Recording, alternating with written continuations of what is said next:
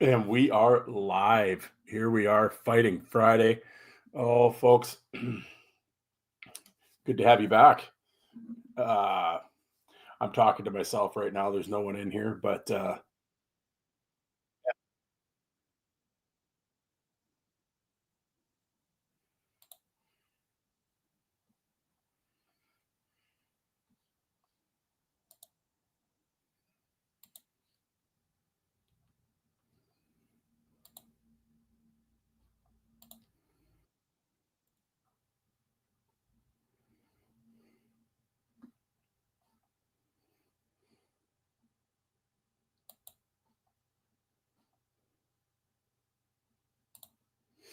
there we go.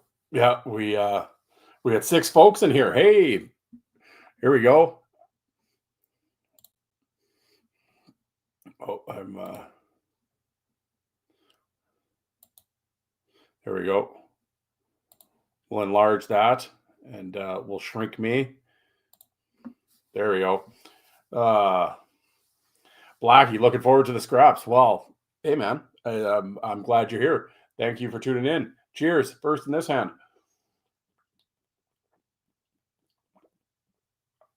Hope everybody came. Hope you guys brought your own booze. I'm not supplying it for you guys, for you degenerates. uh, well, we got about I think it's 61 videos or something, so it should be about an hour and change. But I please, folks. Like I said, please join the chat, and we'll get yapping here, and I think this will be a good time. But like hit play already, right? Like you want to see my giant head on your screen. All right, folks. Well, we'll get into it. Opening fight from the IHL, and that's the one thing I will start this show by saying, because I've had a few people ask me, you can't play NHL footage on live stream, folks. Your stream gets shut down. It gets copyrighted, so there'll be no NHL fights. Fuck the NHL anyway. We're playing minor league. Oh, look at Isha's here, the City Life Project. Check him out. All your MMA right there. And we're not just talking UFC. We're going everywhere. Well, it's not Pride anymore. That tells you how much I'm into MMA. But one and I don't know all the MMA stuff. But Isha's the man. I'm telling you that. But anyway, can't play any NHL. We got to play minor league and junior hockey. But we're going to go back in time. So grab your beers and let's get in the DeLorean. We'll head back and let's get into this. Hey, where are the Probert fight? Well, if you might get Probert fights, but they're going to be American Hockey League and OHL. So there we go. We're going to start off a little Andy Bezo, underrated Kirby Law, old Western League guy. He actually played a while in the IHL. He was all right. Bezo is just crazy and small and would throw from his ass, and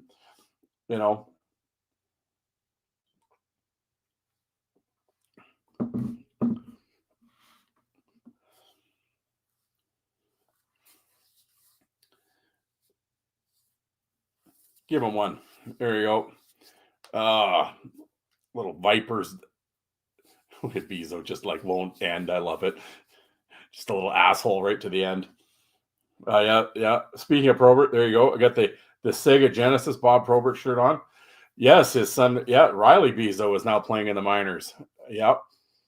Oh, what do we got? A little hit here. Bam! Oh, there you go. That'll stand you up. It's a rough way to start the day. Oh, little Western Hockey League.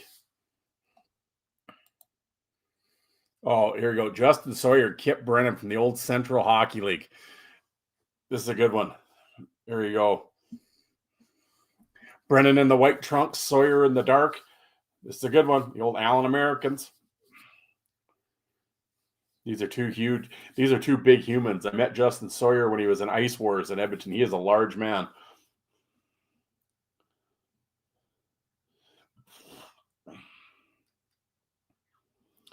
Kip Brennan was the man. I was down with Brennan too. I heard he was on the LA Kings and he was on a reality show, or he was didn't he bang some chick on a reality show? and the Kings weren't happy about it. That was the end of Kip Brennan in the NHL, I believe. I might be telling that story wrong, but I think that's what happened.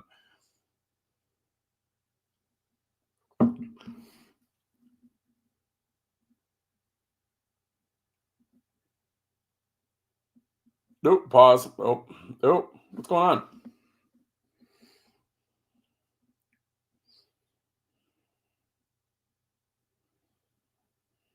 Good fight, boys. There you go. Yes. Oh, here's a little NHL training camp. Josh Gratton, Pierre-Luc Leblond. Get up, boys. Here we go. This doesn't happen very often. Crack. Ooh, that'll get you.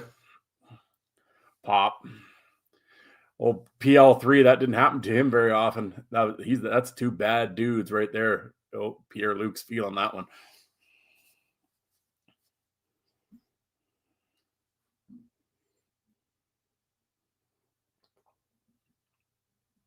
Yep. Oh, little Frank Bialowas, Sebastian Sear from the LNAH. When Sherbrooke would give Frank a call every once in a while, he'd come out of the blue, come out of the woodwork. Here we go, little Sear Frank. Sebastian Sear, unfortunately, a few years after this, passed away. He had a heart attack while training in a gym, MMA gym. Look at Frank, still got it. Out of retirement, still got the hair.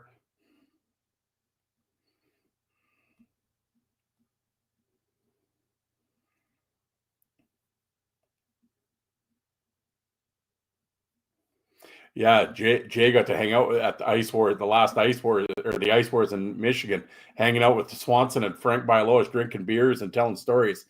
Here's a little Craig Martin and Mel Engelstad for a little IHL action. Get him, Mel. Here we go. I put this fight in the playlist. I don't even remember this fight. No, Martin's doing all right. Oh, here we go. We were at the bar till like 2:45. Were you guys drinking your chestnut ales? Your peanut butter and jelly? Here you go, Frank. Here's a peanut butter and jelly stout for you. Did you do that one?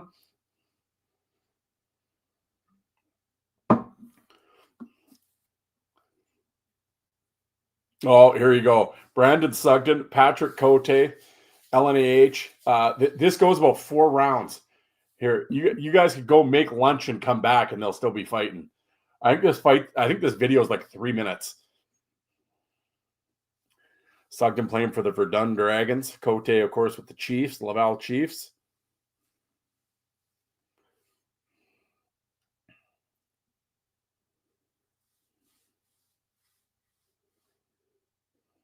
It's two mean dudes, man.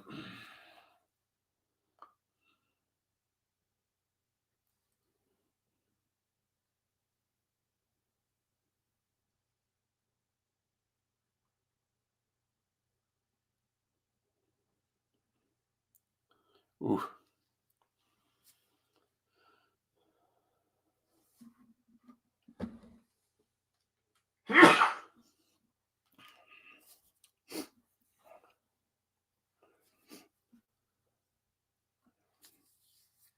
Oh, round 2. Refs are like, yep, fuck this.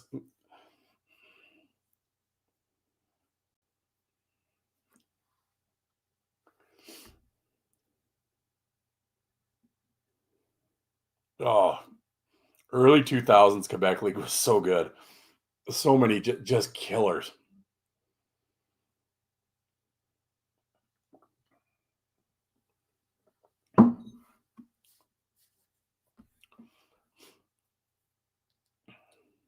Cote is out, yes. Not doing too good.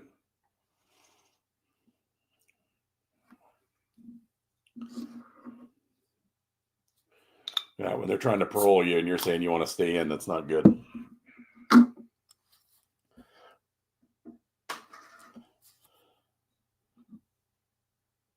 Hell of a bout, boys.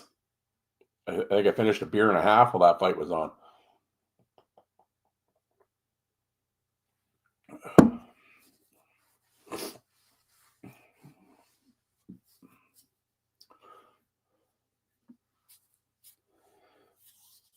Oh, we got Serge Roberge and Neil Needmore. Yeah, Neil. This ends fast, folks. Tune in. Oh, you don't mess with Serge. Yeah. Oh, Neil.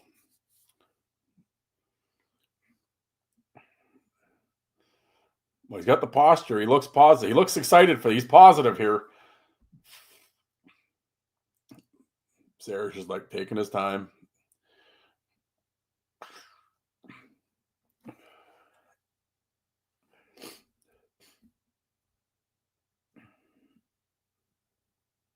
And whack.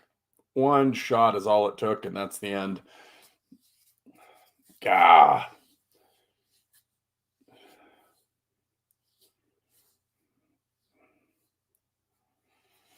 So good.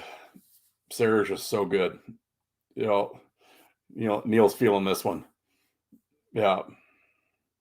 That is a one-hitter quitter. Yeah.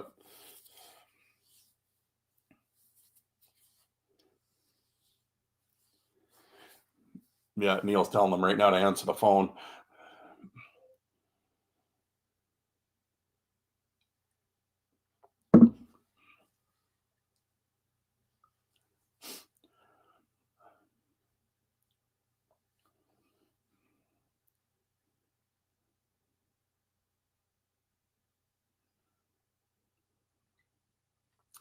That's rough, man.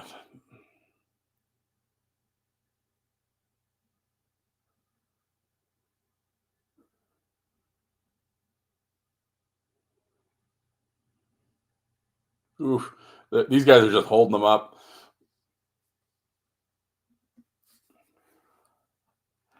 Well, Serge did that to a few guys.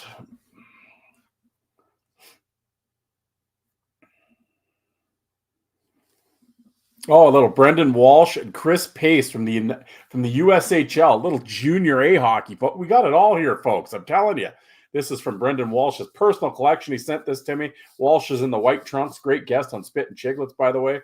He's a cop in Massachusetts now, in Boston. This is a great fight, though. Walsh in the white trunks, like I said. Here we go. Boy, he's got to get them helmets off. There you go. Oh. Somebody forgot to tell him he's left-handed.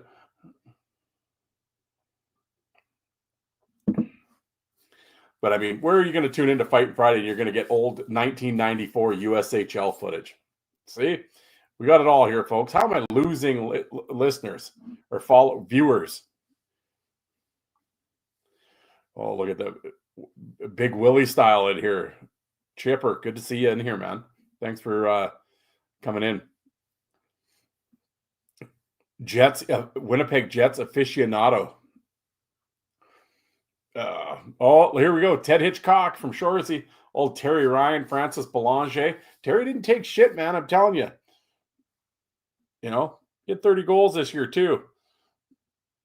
How the Montreal Canadiens. It's a shame he got hurt, man. It's a shame Terry got hurt. He was so good. Undersized guy. Look at that. Didn't back down from anybody. It's your first round pick fighting 30 fights in the American League that year. A little short and sweet, but old TR. I love me some Terry Ryan. I got to get Terry back on the show. He's a good dude. What do we got here? Oh, Mike Segroy and Steve McLaren. Now watch this left hand that McLaren throws. He kind of does this backhand jab thing. And he, when I had Segroy on the show, I talked to Mike about this is the hardest Segroy said I've ever been hit. He goes, well, like the saying goes, he goes, I didn't go down, but I was doing funny things standing up. Now watch McLaren in the blue here. Throws this like backhanded, and then watch he whack out of boom. Yeah. And Segroy's like, I was just fighting on instinct right here because I couldn't see shit. Yeah. Yeah, right here he goes, I was happy to be tackled, and I was not going to fight going down. Yeah. He said McLaren hits so hard. Yeah, Segroy's like, fuck. Oh, Mitch Love and Zach Fitzgerald. I love me some Zach Fitzgerald. Zach the Hack. Mitch Love, although I hear Mitch Love's got a little heat in the Washington organization. Then the NHL doing an investigation right now. Something he said in an interview. Inappropriate comments in a job interview. I'm like, who stooged him? That was like 2 years ago. But Mitch used to coach the Blades here. He's a good dude. This is good. Oh, two beauties right here. Let me tell you.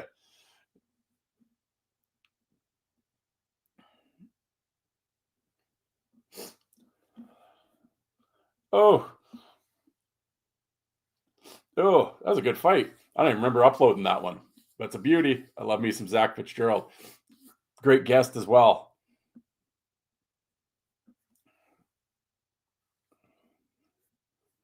Oh, here we go. Kelly Chase in the white trunks and Lyle Odeline for Moose Jaw Warriors. Here's some old Western Hockey League folks for you. 1988 for you. The old arena in Saskatoon. Chase and Lyle Odeline. Here you go.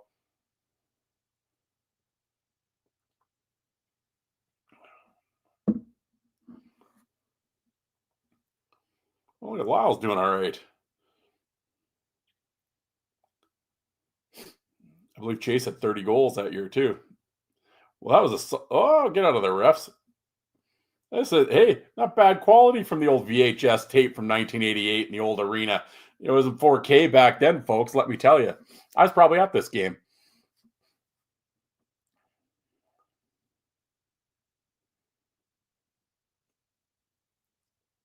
Here you go. You're getting a history lesson here, folks. Let me tell you. Oh, little Brandon Sugden versus Greg Lakovic, Sasha's older brother. I was actually say Greg was tougher than Sasha too.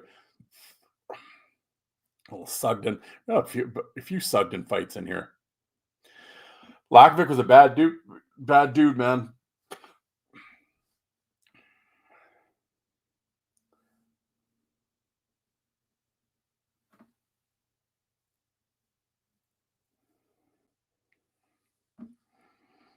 I was a huge fan of Sugden.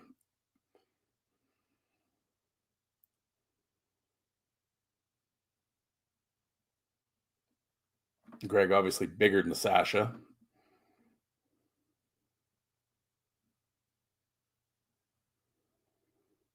That was a bad little go. How many folks out there knew Sasha had an older brother?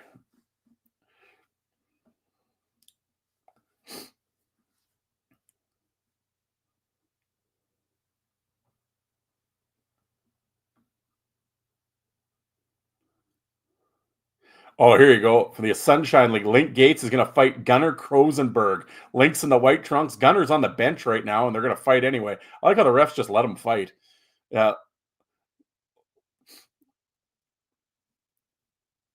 Link is playing for Mexico City in this clip here, and ref's going to get into the bench to break it up. That's good work, Stripes.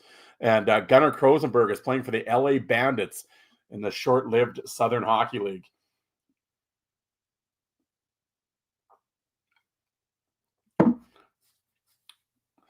Gunner the Bounty Hunter. There's a little Link playing for the Mexico City Banditos or something. No, El Toros, I believe they were called.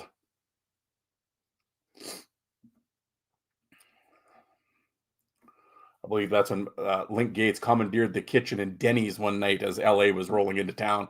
That's a true story, too. Threw the chef out the back door. Waitress is crying. That was a scene. There's Gunnar Krosenberg. I believe I laughed with this. They got 10-minute misconduct. They didn't even get kicked out because they go round 2 here.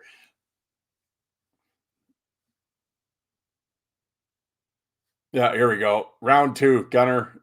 I admire the heart, but old Link's going to take you to town here. Old Link. Oh, boy.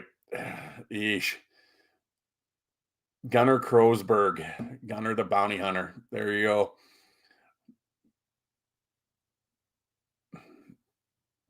Yeah, here we go. The Mexico City Toros versus the LA Bandits. Attaboy, Gunner. Played in the Central League a little bit too, or Colonial League briefly.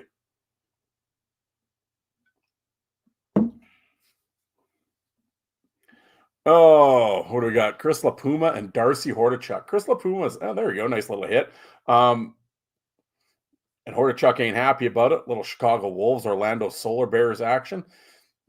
LaPuma is one of those guys that doesn't get talked about a lot. Minor league legend, though. Tough guy. I think I got his fight with Engelstad on here. Oh, look at this. course, Darcy Hordichuk, this is his rookie season with Orlando. He made 300 minutes of penalties that year. He took on everybody. Of course, his fight with Mel Engels that opening night was like legendary that everybody's seen. Yeah, there you go. Penalty minute leaders for the year. Hordichuk had a great year. Oh, here we go. Bruce Ramsey, Curtis Head from the BC League. Ramsey's in the blue trunks. Curtis Head's a local tough guy from in the white. And away we go. Classic in the BC Junior League. Vernon Lakers.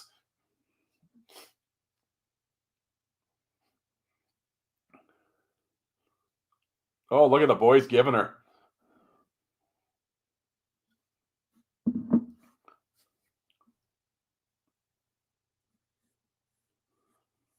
Yeah, Ramsey looking like he's 45 in juniors. Yeah, it's hard to believe these guys are like 18. Yeah.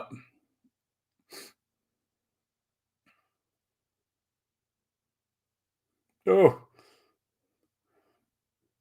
great fight. Great fight. I believe that fight was on the end of like those KTEL videos that they used to play, that they used to sell. Oh, yeah. Trevor Ettinger versus Jay Banich. These are the battle of the two big men. Banich is playing for the Lexington Man-O-War. How's that for a name? 1-year wonders of the East Coast League. Trevor Ettinger in the black with the Dayton Bombers.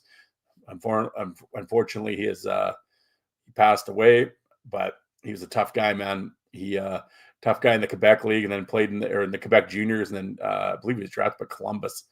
Banich is a bad dude. Watched him play here in the SJHL.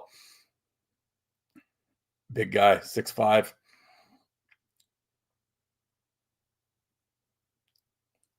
Lexington Man-O-War. What a great name.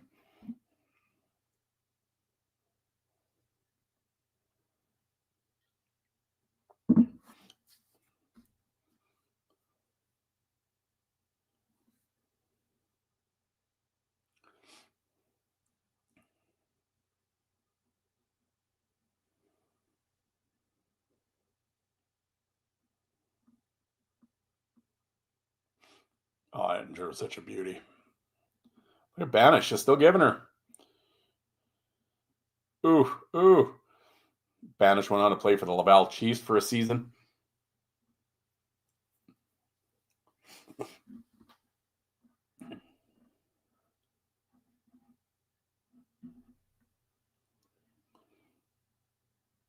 Oh, so much better when they didn't have to deal with visors.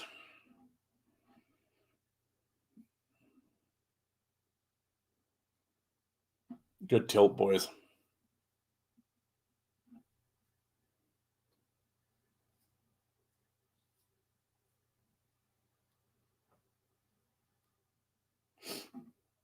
Oh, there's a little Chris Neal and Mike Ruark from the IHL. Mike Ruark, undercover tough guy for the Moose, man. He got into some beauty tilts. You're gonna dig this. You'll dig Mike Ruark. Young Chris Neal out of the Ontario Hockey League. Neal got into some great fights in Grand Rapids.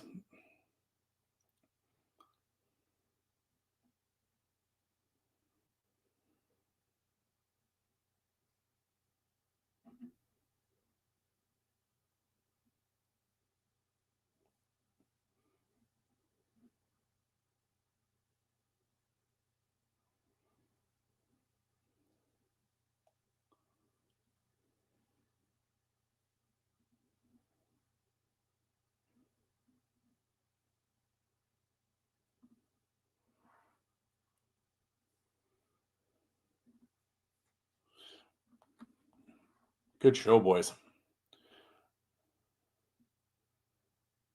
Oh, little Vanden Bush, Dennis Bonvie from the OHL. These guys had quite the rivalry.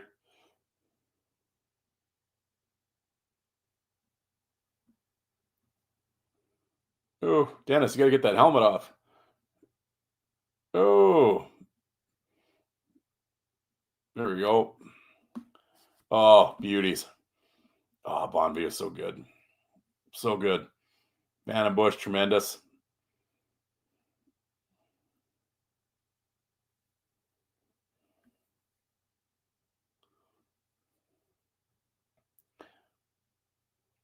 What do we got here? Eric Goddard and Dean Serdachny. Dean Serdachny, tough dude, man. Underrated toughness. Him and Goddard is pretty good. They get it going, then we got to get our helmets off. Here, take our helmets off. We'll take this out here. Come on, we got to get better grips. Here we go. We'll separate. Yep. All right, here we go. We'll square off again here. We'll make this proper now that we get the helmets off.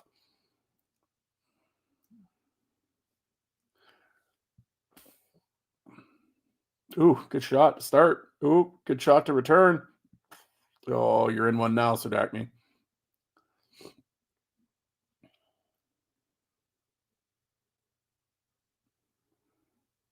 It's Serdachny, though, hanging in there. Oh, Goddard got him with a couple lefts, though. They've landed some heavy shots in this one. Serdachny's thinking we should have kept our helmets on.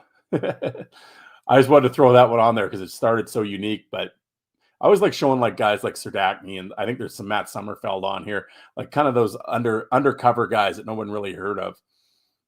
Your little Erskine, Kip Brennan. We're back to Kip Brennan in the OHL. Johnny Erskine. This was the heavyweight matchup. This is the one they'd all talked about in the OHL. These were the two kingpins at the time.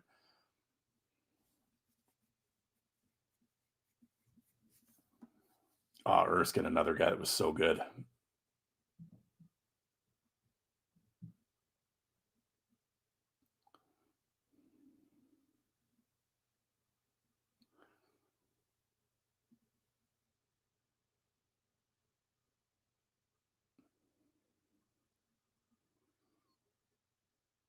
Ooh. Ooh. Ooh.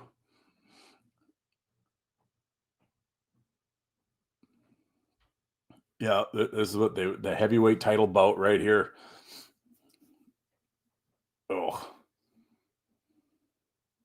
I guarantee you won't see a fight in the OHL like this year. Oh, what? Oh, that was a good show. Some bad dudes. Oh, here you go. This is a little John Morasti and Kindersley with the Clippers. Look at Morasti, 18 years old. SJHL tilt here for you, folks. I'm not sure who he's fighting, though. Unknown. But you're getting a glimpse of 18-year-old John Morasti. Whoa, there you go. And this guy's thinking, how did this little shit beat me? About 5'7", about $175, $180. Yep. Kindersley Clippers, number 22, John Morasti. Who knew what was lying ahead? But see, there you go. There's some footage for you from the Morasti family files. Oh, we got Eric Cairns, Ken Belanger. Oh, here we go. Watch this right hand. Boom. Or the left hand, I guess. Oh, Cairns goes down. Ken Belanger caught him with one. That was the end of Cairns. That was the one knock on Eric Cairns for a little while. Everybody kind of says he had the glass jaw. He got a lot better, though, that's for sure. Became kind of one of the top guys in the NHL, but yeah, he caught one there. Ken Belanger was a bad dude until he had the head problems. But in the OHL and the American League, he had 20 goals that one year with St. John's Leafs. He made the All-Star team. And somebody had sent me some Belanger footage. I hadn't seen a lot of his OHL and his American League stuff. Bad dude, man. Tremendous.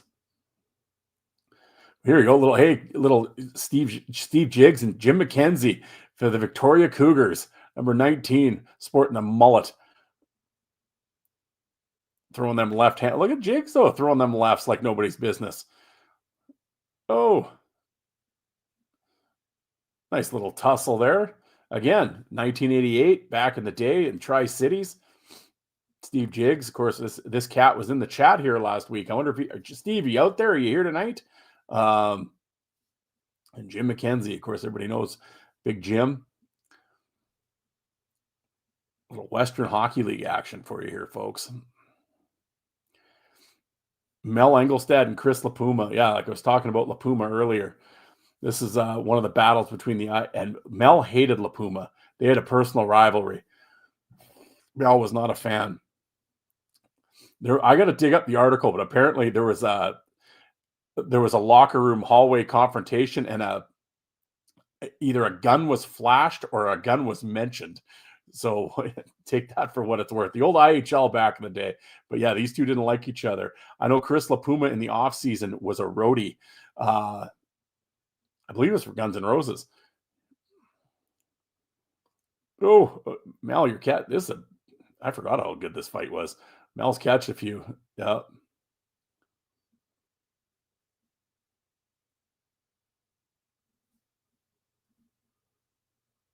Good tilt, but LaPuma's, he was a tough dude, man. And quite a character. And Mel's quite the character, I can tell you that.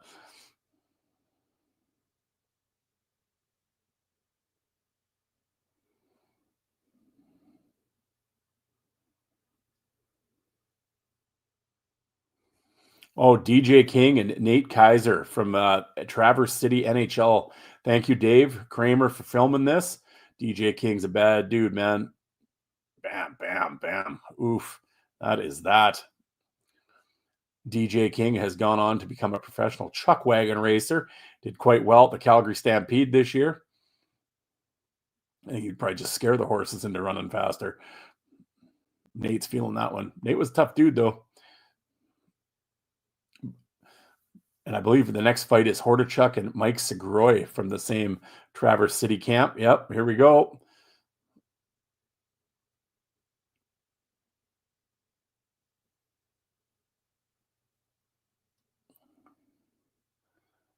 Sit down in front. Ooh. Well, there you go. You're going to see some action here. Like I said, some rarity stuff. Like I said, with some of the stuff you put on here, it's more just, rare stuff and stuff like that. And, maybe not every fight's a 10 beller, but, try to do some rare stuff. And I thought it was kind of interesting. The Traverse City rookie games, Hordichuk with the Atlanta Thrashers and Segroy with the Red Wings.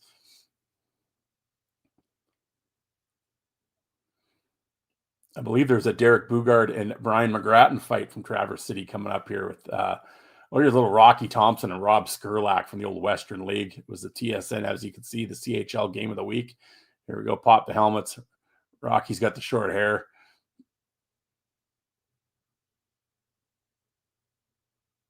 What? Ooh. Watch them lefts. Yep. Oh, Segroy's getting it. Yeah, Segroy about 6'6", 250. A big dude. Yeah.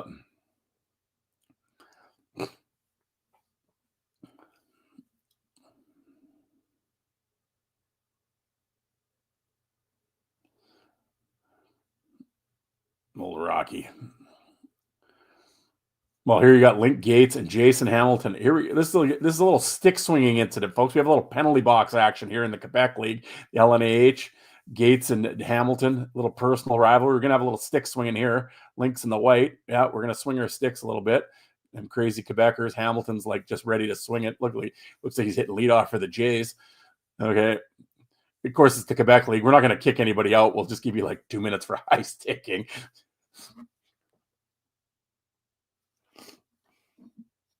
How do you know? Like I said, classic Quebec League. We're just going to give you a couple minutes for high sticking. Oh, it's not over yet, folks. Tune in.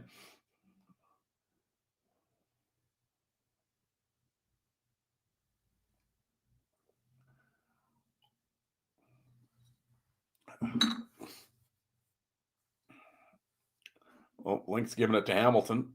Yep.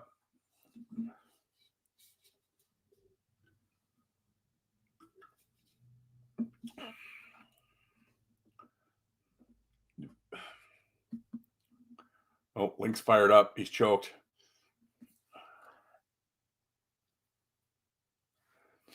Oh, this poor penalty box attendant's going to. This guy right here, yeah, the guy standing up here writing stuff down is going to question everything in life right about now. He's like, I'm doing this shit for $8 an hour. What am I thinking? Yeah. This guy, I like the guy trying to calm Link down on his own team. Like that, buddy, that's a lost cause. I can tell you that. I believe Link throws a puck at him here.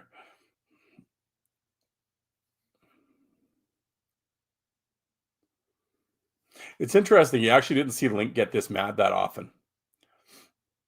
But Hamilton, I've had a bunch of guys on the show. Hamilton had a way of doing this to people. There's a couple guys that weren't fans of Jason Hamilton. Hamilton's a tough dude, though. But it ain't done, folks. Oh, you wait. This gets better. Yeah, Link's like just will not let it go. He's just had enough of them.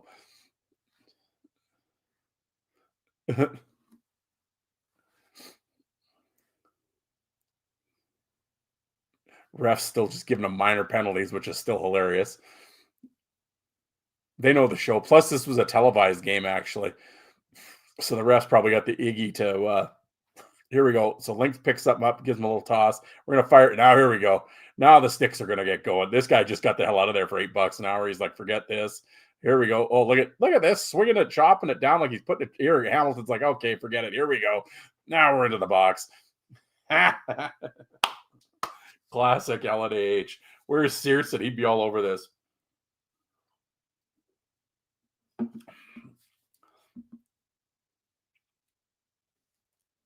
Who's this guy climbing in here?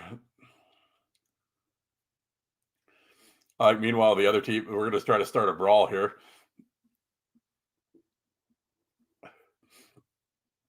Oh, there you go. A little Link. Oh, security's going to climb in there.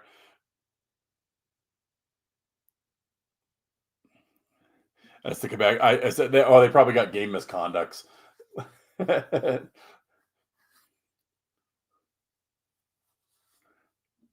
Oh, they got the cops in there. Oh, trust me. Link ain't going to listen to the cops. That's been sort of proven over the years.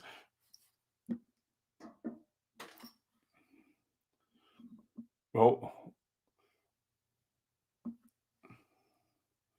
I think he's probably telling. Yeah, I'll meet you out in the back here. I will put next week. I'll put on when Link fight beats up the trainer in a brawl.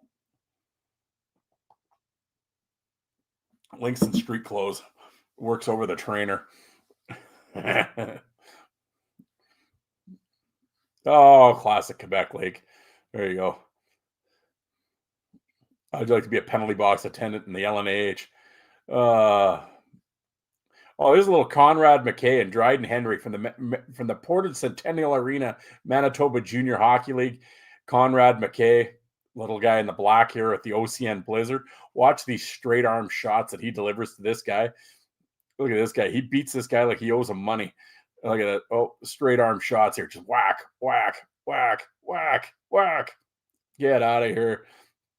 Yeah, now he's going to play for the home. He's going to give it to the visiting crowd.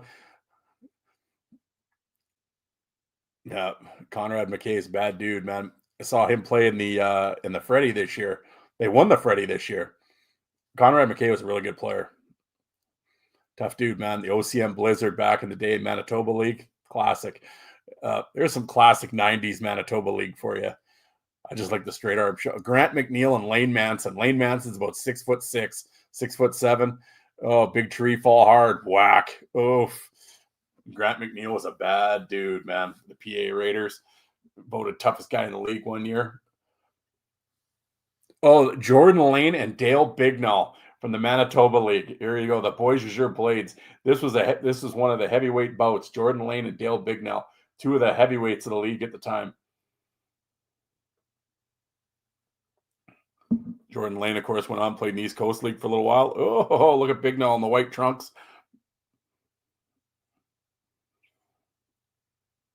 I know the boys and Boys Azure were telling Bignall he could do it against Lane. He was a little worried about this fight, but he's doing all right.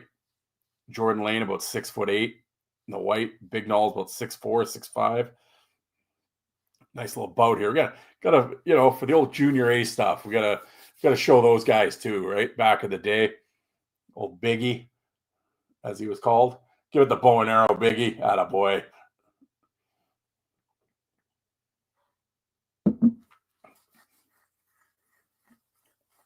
Oh, Barry Potomsky and Jim Kite, IHL. I think do we have good night, Jim Kite? Oh, Barry, rest in peace. Oh, Kite in the Las Vegas Thunder, Barry in the Phoenix Roadrunners. Oh, I love me some IHL. Oh, Jimmy. Oh, Jimmy. Oh, Jim forgot forgot he threw lefts. Oh, Jim. Oh, Jim took some lump. Jim was a tough dude, but man, he took some lumpings in his career. He took some ugly KOs. But yeah, left hand from Barry. Come on, folks, let's get in the chat going here. Jay's trying. He's trying to get you guys going. Don't be afraid to type something. Massey, you better be in here. Barry, high five in the folks. There you go. Bugard and Brian McGrattan. Did you know Brian McGrattan tried out with the Detroit Red Wings? Here you go. And Derek Bugard, a couple of youngsters in Traverse City, Michigan at NHL rookie camps. Who would have thought? Thank you, Dave, for filming this. We have camcorder ninjas sneaking this in. If it wasn't for Dave and his crew, you'd never see it. Look at McGrattan doing, oh, here comes Boogie, though. Oh, Boogie's got them rights going. Yes, he was an LA Kings draft pick. Time, place, and history here. Oh, what are you doing? What do you think he was going to try to skate away? That was going to be the end of it. He wanted nothing to do with Boogie by about the halfway point. No, crazy how it goes. Yeah, McGrattan's feeling this one. How times, and of course, he went on to be one of the best in the NHL. But just rookies, just kids. When this went down, oh, here you go, a little Ty Domi and Kirk Tomlinson in the OHL. Domi with the Peterborough Petes. Of course, he's obviously the shorter guy. And Kirk Machine Gun Tomlinson. Look at Domi start with them lefts. Here we go. Ooh.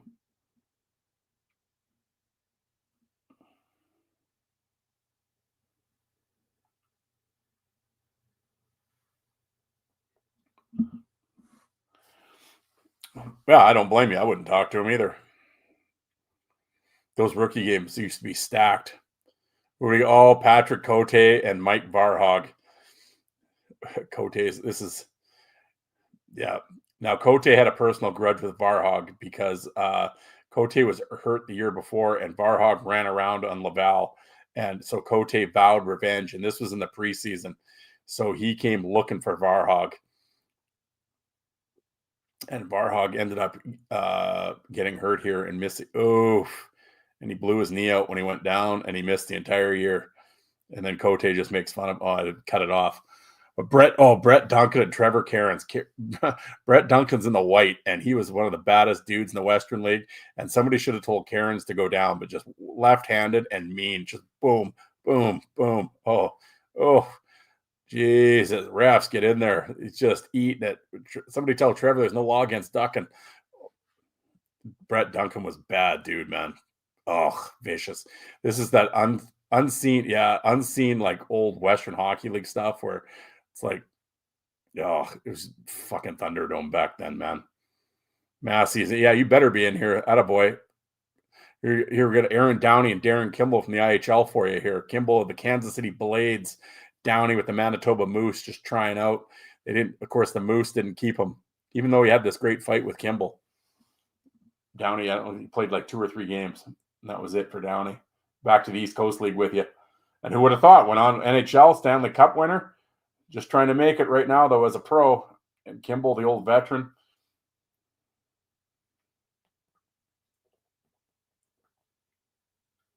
Downey's doing all right with him, though. Aaron Downey, of course, training Corey Allen for Ice Wars coming up here on October 10th.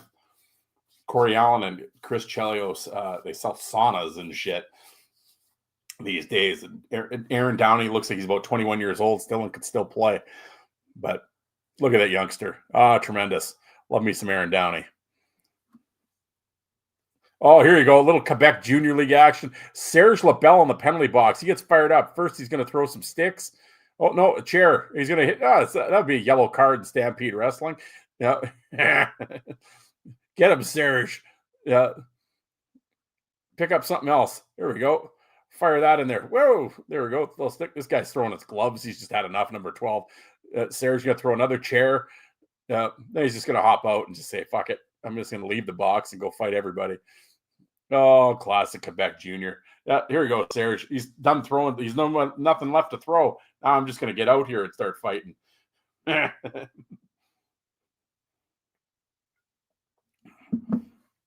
Oh, Serge LaBelle. That guy, he was. Oh, here you go. One hitter quitter. Mike Bro in the red. Baddest dude. And, oh, boy. Bang. Pop. look at in the crowd. Coach Ron Lowe's had enough of the hecklers. Oh, look at Ron's going to throw some rights and some left. Oh, the lady's going to get in there and give him shit.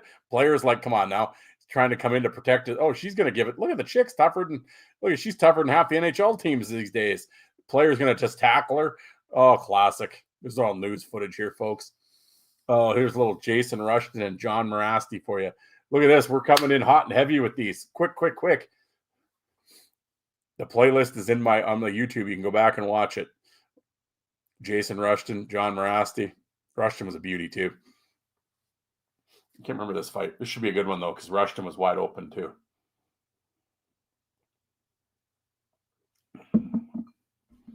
John's probably telling them right now, we'll set up, and start with the rights. There we go.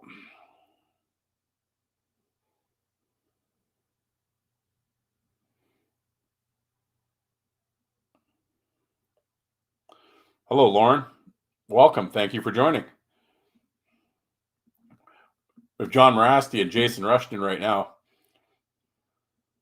Oh, this guy Tim is in here. Oh, all the cretins are in here. Oh, I'm telling you. Oh.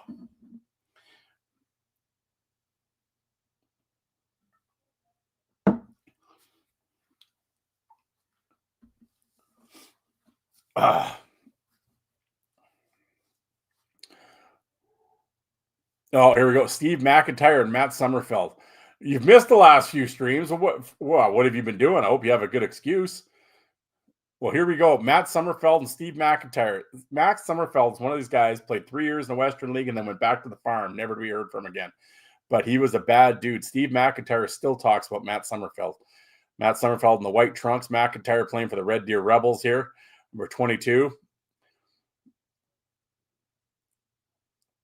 Summerfeld's probably thinking, how do I fight fucking the beanstalk here? I know I need to track Summerfeld down. I know where his farm is. I should. I don't know if he'd be really a big interview. I saw him on on that Derek Bugard special when they talked about Bugard, because Summerfeld and Bugard fought a bunch of times, and Summerfeld didn't seem too enamored with it. But yeah, one of those Western Hockey League tough guys. Yep, the Florida Panthers. Here's Blair St. Martin and Graham Belak, Wade Belak's little brother. Oh, he's not little, younger, because he's 6'5" too. Blair St. Martin, about 5'8", and had about 300 minutes with the Medicine Hat Tigers. He went on to play 5 years at the University of Alberta, and the guy in black, Blair St. Martin, is now a heart surgeon at the University of Edmonton. But he also had 300 minutes with Medicine Hat, was a bad dude. Belak is forgetting the chuck, and St. Martin's just doing chuck and duck here. Duck, whack, whack, whack. Duck, whack.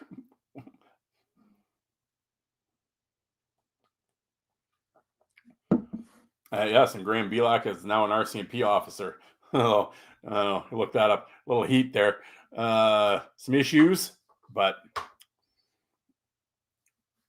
there you go. An RCMP versus here you go. Dan Tice, the white trunks, John and Gehring. Dan Tice is a cold motherfucker. Whack. That's the end of you. Now he's going to give the bench the running man. He don't give a shit. No code, bro. Dan Tice, a cold motherfucker, man. He did that to a few guys in the Quebec League. This guy is, yeah. There, put a chalk outline. Dan Tice had dynamite in his hands.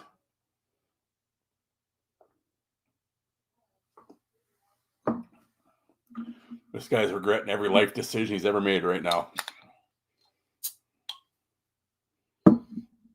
What do we got here? Well, this is from the Kelowna Rockets in the old this guy with the old camcorder from the old Western League. Goddamn, who is this? Oh, this is Mitch Fritz in the white and Stephen Pete in the blue. There you go, Hurricane Mitch Fritz. And Stephen Pete, rest in peace. Oh, look at Petey giving it. Oh, I don't know if I've ever seen this fight. It's on my channel. Like, oh, Pete's just giving her to him. Pete was so badass, man. He was doing that shit at 15 in the BC League, the 20-year-olds. Oh, here you go, folks. Memorial Cup in Saskatoon. Ty Domi versus Kevin Kaminsky. Yep. Down in the corner. I was at this game. We had all heard about Ty Domi. Here we go. Domi in the white, Kaminsky in the blue. Memorial Cup, toe-to-toe. This fight is still talked about in Saskatoon.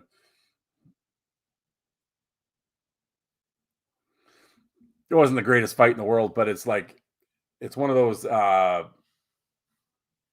the history of fighting, right? Your little Ty Domi and Peterborough.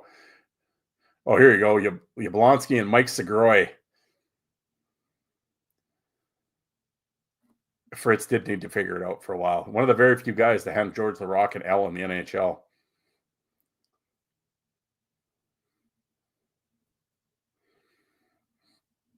What do we got here? Oh, Yablonsky and Segroy. Oh, two beauties. I had to get Yabo on the show. I've talked to him recently here.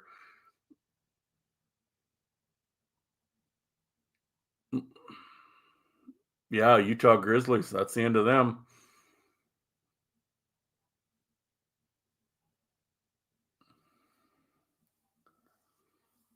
We cut him. Oh, here you go. Here's his classic IHL. Simon Wielding and Troy Volhofer. There you go. Some good old 80s IHL action. Oh, look at the boys.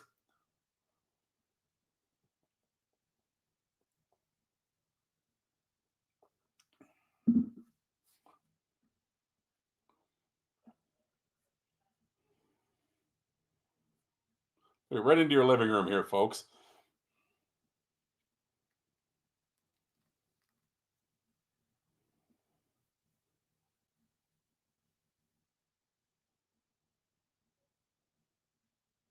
Oh, Chris LaPuma and Greg Spenrath. Oh, look out, Greg. Watching the white trunks. He forgot he was left-handed, I think.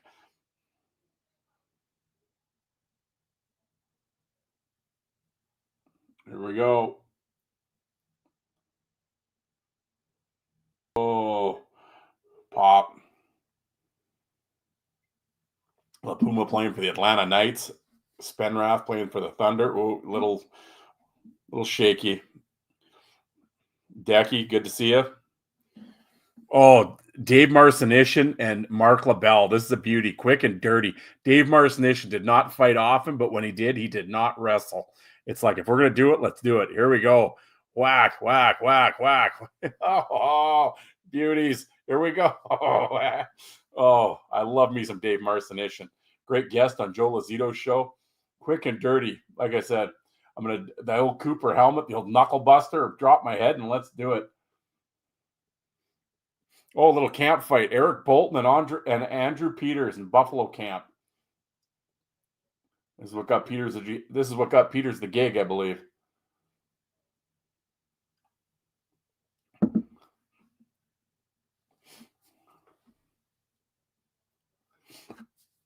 I believe this fight sent Bolton out of town. It's one thing with the role, man. You're always replaceable.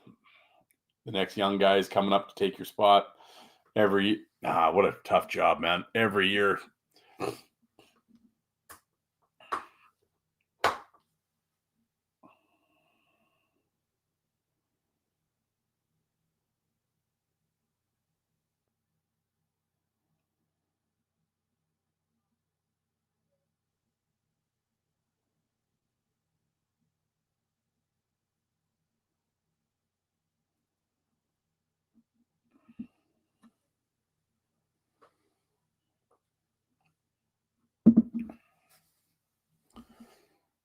What do we got? Scott Parker, Rob Skurlak.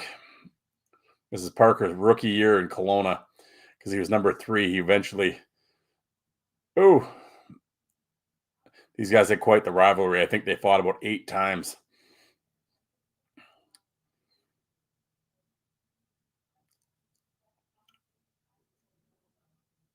Oh, now this one right here, it's the BC League. In the blue trunks is Brandon Fleener, and the white trunks is Jeff Nabseth.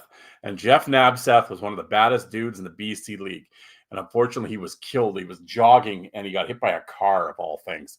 But yeah, he was one of the baddest dudes in the BC League at the time. You talk to any of these guys back then, they're like, Nabseth was a killer. And Brandon Fleener, of course, went on and played pro in the East Coast League. He's no, look at this, he's no slouch either. Woo-hoo-hoo. And Brandon Fleener is about 6'5". Parker was a killer in Kelowna. Yeah. When he went and changed his number to 44, yeah, Brandon Fleener was a bad dude. Jeff Nabseth, rest in peace. Yeah, he was a killer, man. See, that's why I like to play this junior A stuff, man. Unheralded guys. You know, you don't know about these guys back in the day. Much like this guy, Sean Penn and Scary Gary Koopel. Sean Penn, not the pussy actor. I should knock him. He's Spicoli. Sean Penn's all right. But yeah, Sean Penn, the hockey player, friggin' killer right here. Bam. He another great guest in the fourth line voice. Yeah, Sean Penn, undercover. Probably not a lot of you have heard about him. IHL, he played with the Wolves for a bunch of years. He's a friggin' killer, man. Penn just taking it to him. Played for Toledo and then played for the Chicago Wolves. He was awesome.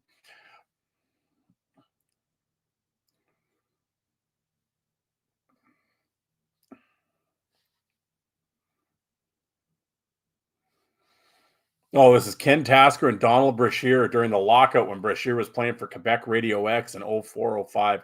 Yeah, they get a little things going here. And Tasker's playing for the Verdun Dragons. And Brashear's playing for Radio X. You can see him there, 87 in red. Yeah. Look at this, playing in the Montreal Forum during the lockout. How's that? They used to get 10,000 people at these games, at the LNAH games. So Brashear's going to rough this guy up for a little bit. This guy turtles because he's like, I'm out of here. I ain't fighting Brashear. But he's like, come on, Tasker, let's go. So Tasker comes on over. Oh, Kenny. I love me some Kenny, but he's overmatched here. Yeah. Brashear just gives it to him. Oh. And Brashear was a fucking relentless in the LNAH. He did not give a shit. Hey, that's what I always say during the lockout. People can shit on Brashear all they want. All those other guys ran to Sweden and all that shit. Brashear went to the LNAH with a target on his back, man. He ended up fighting 19 times. Everybody and their dog wanted to fight him. And yeah, but Brashear was just ruthless in the LNAH. He did not give a shit. Yeah, there you go. Back in the Montreal Forum. No, I never even thought of that. Yeah, he's back in the Forum. Yeah. But man, during the lockout, the LNH, they were playing. Oh, the Quebec team was playing with the Ramparts and shit. Oh, Francis Lessard and John Morasti. There you go. Take the helmets off, boys. Oh, how are your hands? Jeez. What are we doing? Eesh. I think Francis Lessard's the most hated guy on my show over the years with the guests, but he was so good. Oh, that's a great fight. Not that that's a surprise, Morasti and Lessard. God. Tremendous. Good work, boys. What a showman. What a show. Yeah, what do your hands feel like? Oh.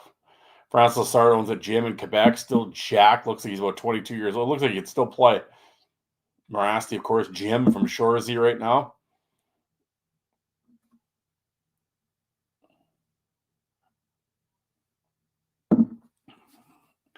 Tough way to make a living, man. I don't know. We have 12 people in here. What are we doing? What else are you doing on a Friday night? We're coming up to the hour mark here, folks. I know we're getting down to the nitty gritty. I think I got a couple more fights left, and that's about it. I usually put about 60 fights in the playlist, so it goes like about an hour and a little bit.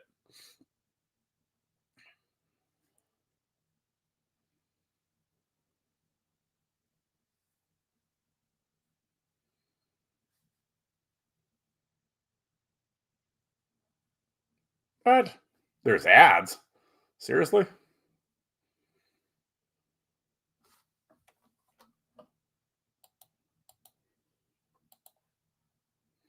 Oh, Brian McGrattan and Daniel Maggio. McGrattan in the end with the San Diego Gulls. Maggio and White. Oh, he's going to learn. McGrattan's going to learn a valuable lesson here that you don't underrate people. Here you go. Boom. McGrattan face first. Whack. That didn't happen very often.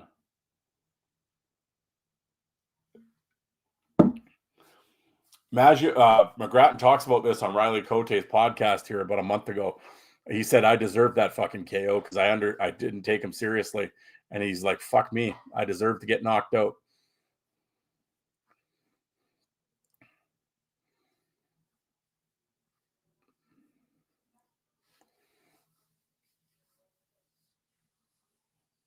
Cocaine Shane.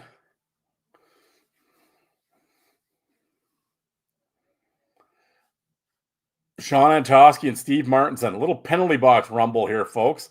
Antosky's down. Martinson gave him a little spear in the, I believe he got it, the twig and giggleberries.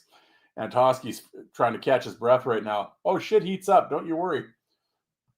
You're going to see something I bet you've never seen before. You guys know what I'm talking about? You'll see.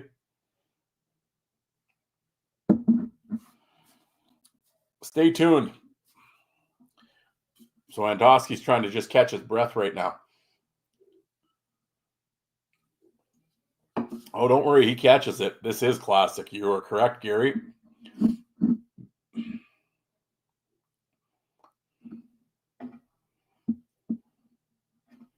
Yeah, Antosky's pissed now. Now he wants a piece of Martinson. Oh, you motherfucker. Yeah.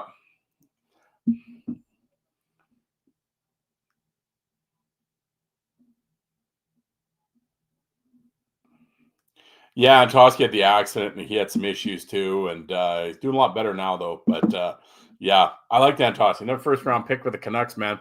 He was a bad dude in the OHL. 30 goals, 200 minutes. He was a good player. Never got a chance. Vancouver would do that, man. They had like him and Stoyanov and Mike Brown. Like Canucks would always take the big badass and they just mess with them. Yeah. Here we go. Now we're going to have some words here at the penalty box. Yeah. Antosky's like, I'm going to get you. And Martin's and the old veterans like, yeah, beat it, nerd. And I'm going to pick up this water bottle. I'm going to give you yeah, here we go. Pay attention here, folks. Martinson's like, screw you. Oh, and Antosky's like, oh, here, I'll come to you. Here we go. Oh, and away we go. Classic.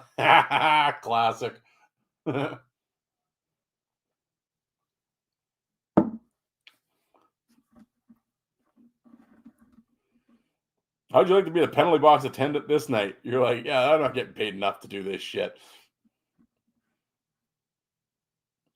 It was funny. I'd always seen the penalty box to climb over, but I'd never seen what led up to it. And I don't know whose channel I found this on, but I was like, really?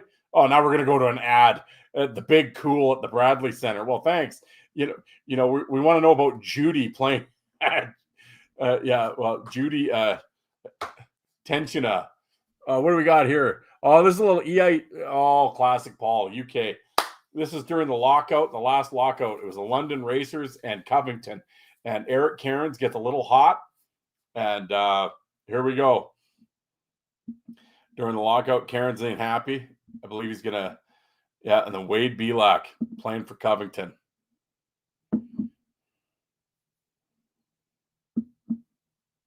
Here we go. A little icing. I think this is what starts it all. Cairns going to go back. He's waiting for the whistle. The guy's not blowing it. Yeah, I know the boys had a lot of problems with the refs over in the UK league. Yeah, so Cairns gets a little hot. Then he gets a slash call. He's going to give the ref a little bump here. You clown. Oh, you got a 10 now. So now Cairns is going to get hot about this for getting a misconduct. So now he's fired up. Yeah, Cairns has had enough.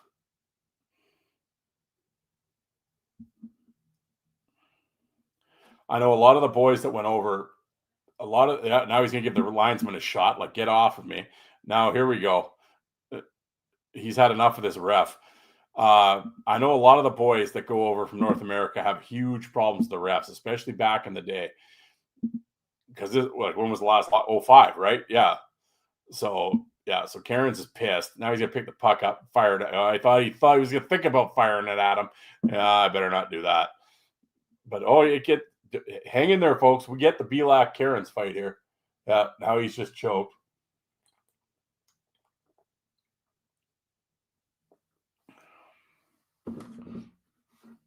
So now at this point, Cairns just wants to kill somebody. Yeah, he's had enough. So, all right, I'm out of here. No, I'm not. Here, I'm going to get you. Yeah, I'm going to give you a shot. Now, here comes Belak. He's number 3 in white. He's going to come across. Him and Cairns get going here. I never thought I would see Belak and Cairns fight. I never thought the NHL guys would fight each other over there. But here we go. Cairns and Belak in the there we get the little graphic comes up. I love it. In the British Elite League. Belak, of course, in the white trunks. Oh, Cairns is out of his gear here.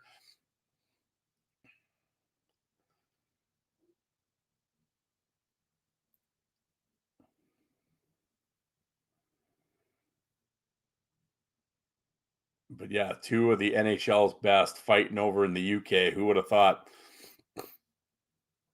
Cairns had another great fight. Mel Engels had a great fight with Eric Cairns over there as well. Paul, I need to. Well, Paul's not in here, but yes, Jeremy Cornish does tell some. Jeremy Cornish on the fourth line voice tells some great stories of his time playing in London with Eric Cairns. Cairns gonna give him a shot going by. Cairns just popping everybody here. Like, beat it, all you nerds. Yeah, this guy's just like, I'm gonna come get you. No, you're not. Where are you going? Oh, classic. I got to play some more UK stuff. There is some great UK footage out there from the old Elite League back in the day. I believe this is it, folks. Oh, there's another fight in the brawl. Williams and McGrath. Really, that was episode 21 with Cornish? Jesus, I'm at almost 500 episodes. Episode 21 with Jeremy Cornish is a great episode. Great, Jeremy's great guy, good dude. Why are you getting here late? Man, it's 9 o'clock Eastern. What are you doing? You should be home before the streetlights come on. Nothing but trouble. You have to go back and watch. Go play the playlist. Got some good shit tonight. Coming in late. Yeah, you're an hour late. With the dog eat your homework? What are you going to do? What do you tell the boss when you get late for work? Carolina, Berlin, Blackjack. That would have been something. Imagine him in the LNH. Jesus. And that is it, folks. There you go. UPS. Wow. See, there you go. Stay in school, kids. I hear you. Yeah. Well, you missed it. That was it. An hour and 8 minutes. I got my Bob Probert Sega Genesis T-shirt.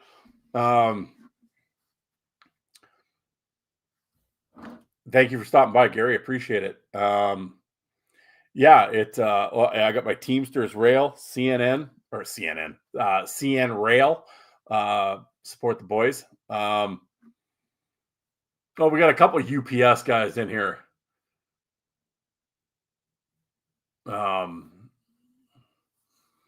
Yeah, there you go. Another Friday night fights. We got to work on the attendance here, folks. We're dropping down below 20. This ain't good. How do I get less than 20 people? I'm just playing like classic shit. You know, like if I played some like fucking Arbor Jackeye, the best of, fuck, I'd have 50 people in here. You fucking nerds. Yeah. Try to bring you some classics.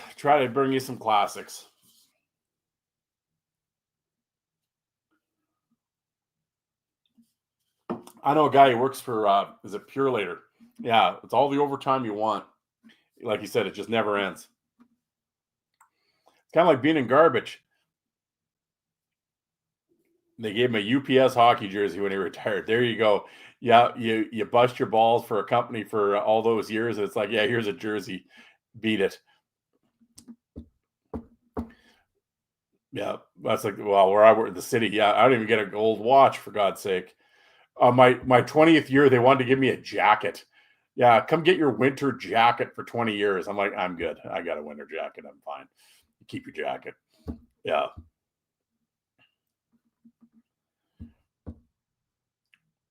Oh, that's one thing with garbage, folks. Yeah, that's the one thing. It is. I always say it's a recession-proof job because people are animals.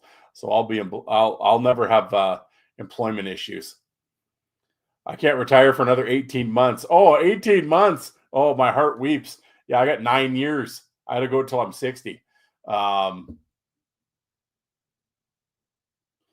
oh, the boys in the terminal got on the jersey. There you go. It's always cool when the boys go when the boys give her. I'm gonna my retirement's gonna be it's like a few guys. It's gonna be yeah, like the one bad day, right? I'm just gonna go till 60. I can start collecting CPP, and then yeah, I'll probably just tell management, yeah, today I'm done. Today's my last day. And just what do you oh, what's Jay drinking? Who gives a shit what Jay? Not fucking fig nut ale or something. I went with MGD. Normally I'm Great Western Light, but I got these. I finished these. I finished the 24 here. So I gotta go. Actually, I gotta go buy beer tomorrow. But I will buy Great Western Light. Support the local union. Um, yeah, I will. Yeah, one guy I worked with, he was just working. He was sitting at the lunch table on break, and he's like, you know what? I'm done. Like, what do you like for today? He goes, no, I'm done. I'm retiring. Took his boots off, threw them in the garbage can. See you later, fellas. That was it. 35 years. Yeah. So I'm like, I think that's kind of how I'm going to go out. I'm not going to, like, some guys go around, they put a big thing in, and fuck. No, I'm just going to be, today's my last day, folks. And, you know,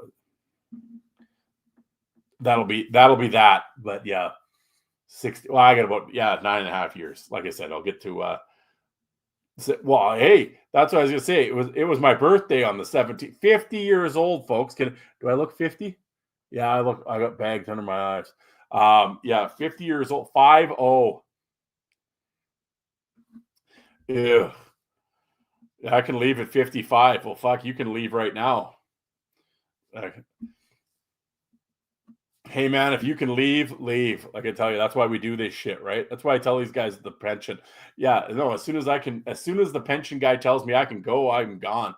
Yeah, and I will. Exactly. Good for you, man. Yeah.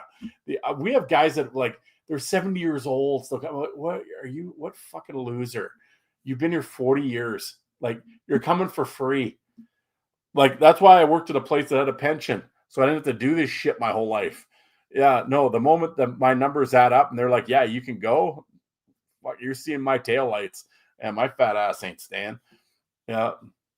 Like I said, CP start collecting CPP at 60 and out the door I go. Old age at 65. That's why I worked with a pension, man.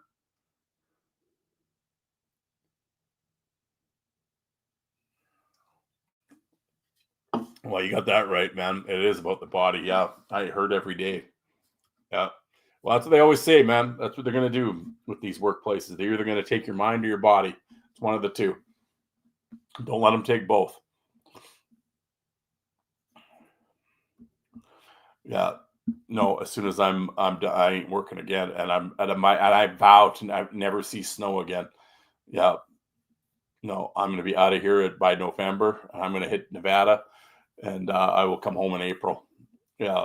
I'm never seeing snow again after I retire. I'm so sick of snow. So I hate winter. I hate it. And I can't believe it. Yeah, well, it's September 19th. Here in Saskatchewan? Yeah, it'll probably. I mean, usually it's around Halloween we get snow. Actually, last year our Halloween was actually really nice, but that's always how the kids do Halloween. It's like what costume goes with the snowsuit? That's Saskatchewan for you. I am moving to Vegas. Well, I'm moving to Vegas for the winter for sure. I am absolutely. My wife's like 4 years younger than I am, so she's got to. She has to go a little long. She's like, "Are you gonna wait for me to retire?" I'm like, "No, I'll send you a postcard." Like, uh, what about South Carolina, South Kakalaki? I'm going to Vegas, brother.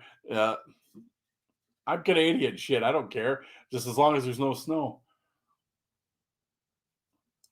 I've never been to South Carolina. Never been to North Carolina. I've been around a few places in the States, but I've never been to the Carolinas. Look at that. We're drinking some Rockstar fruit punch. Sugar free though, so it's got to be good for you. You did my podcast on Halloween? Well, yeah, I know you did because we scared some motherfuckers with that episode. I can tell you that. Lake Tahoe Night Monster is not far from Vegas. No, actually, the Henderson Silver Knights, that's a really nice arena. I was down there last year. Nevada is good. No, dude, I'm Canadian. It don't matter. Yeah, I'm Canadian. So if I lived in the States, yeah, I'd probably go to Nevada or Florida, somewhere where there's no state tax for sure. But I'm up in Canada, so I can't avoid tax. But when I retire, I will head down to Nevada to stay out of the snow for a little while. Someone got you Henderson nice shirt. Person's an asshole. I can tell you that. Who would send somebody that? They're sending you a message, to be honest. You see over my shoulder, it's dark. You see over my shoulder, their fourth line voice, Danbury Trashers jersey from AJ Galante. How's that? What a guy.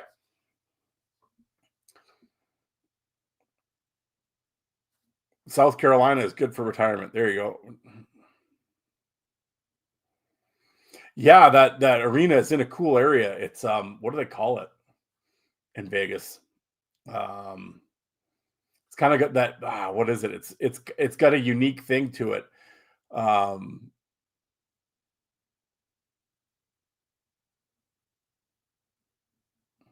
Bob the Hammer Fleming.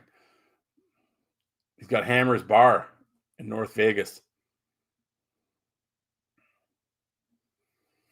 Well, I'm going to tell you, Buckets Off Apparel, who the fourth line voice I am teaming with for merchandise, along with my other podcast, the District. That's what it is. Yeah. We are teaming up with Buckets Off Apparel, the Bruised and Battered podcast, as well as the fourth line voice. So we're going to actually have merch.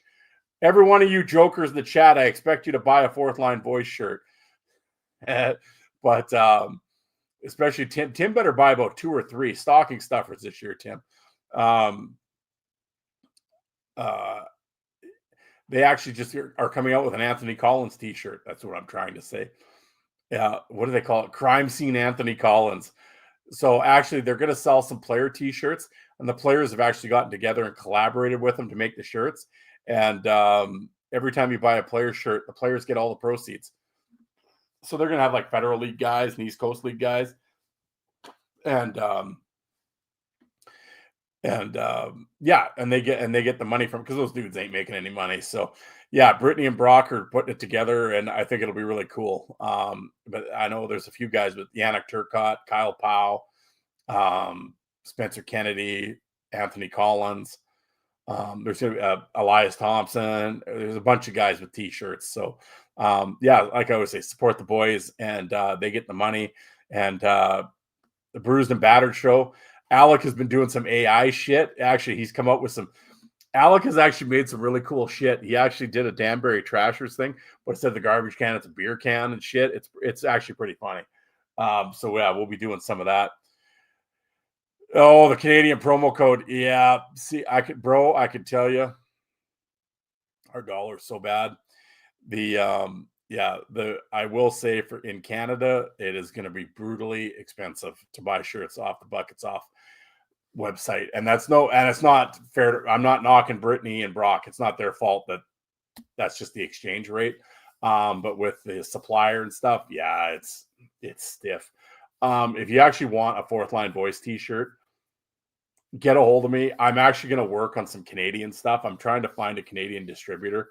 And so it'll be cheaper for my Canadian list. Because that's the thing. Bruised and Battered, like 80% of our listeners are Americans. So, whatever. But in fourth line voice, it's like half and half. So, and I've had a bunch of people from Canada get a hold of me, and I'm like, it's going to be, I know Brock is actually really upset about how much it costs, because he has to deal with it's not up to him. He doesn't make the prices.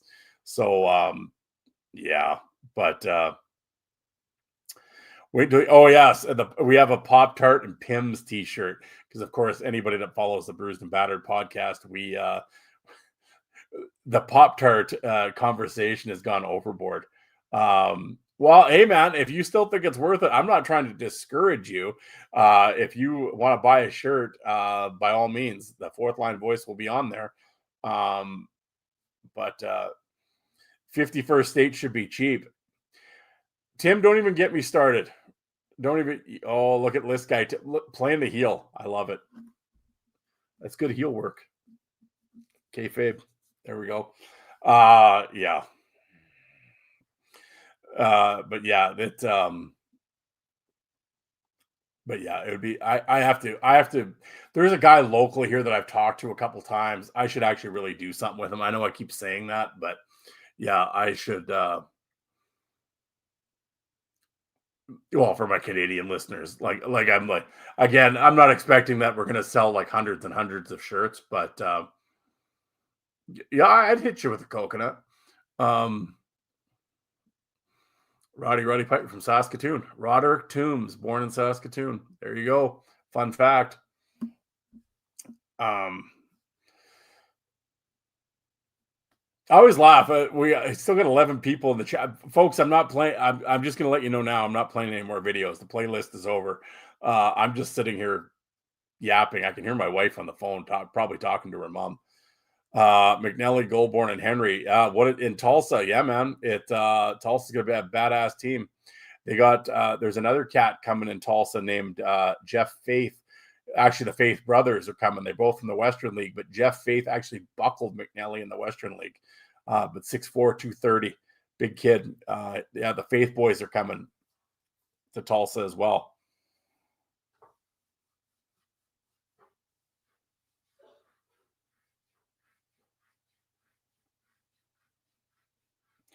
Cam Connors, but you are Cam Connors, buddy? I should get Cam Connor on the show, man. I bet you he'd have some stories. I know he did a podcast for a while, didn't he? I'm not trying to be like dismissive of it. To be completely honest, I don't listen to hockey podcasts. I'm not trying to be an asshole. I just don't, because I do enough of this shit. I don't want to listen to it too. So nothing personal to anybody that has a hockey podcast out there. It's just when I do a live stream, I do 2 hockey podcasts already, the Fourth Line Voice and Bruised and Battered. I'm not listening to that shit on my off days. So yeah, I don't listen to hockey podcasts. Oh, Piper. Yeah. Cam Connor is friends with Roddy Piper. That's right. I did hear that. Yes. I love Kyle Schwarber. Yeah, the guy swings like he's playing slow pitch. Yeah, no, I'm down with a guy that hits his weight and jacks 50. I'm like,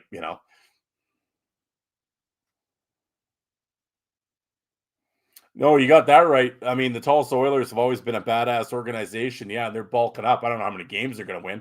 You got Rob Murray as the coach. What is he, second all time in the American Hockey League in penalty minutes?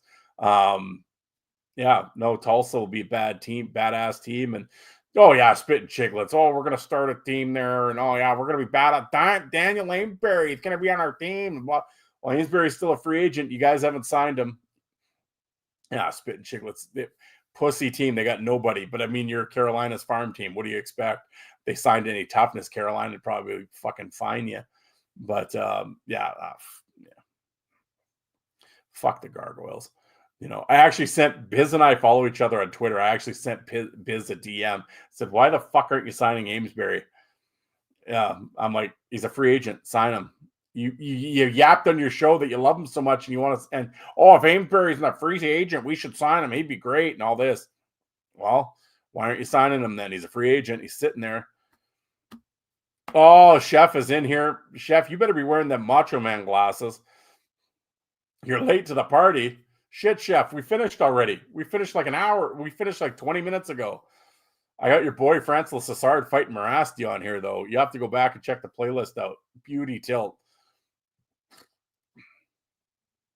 That cat got a hold of me. Chef, by the way, that cat got a hold of me from, what is it? I don't even know what his name is. Pitbull guy.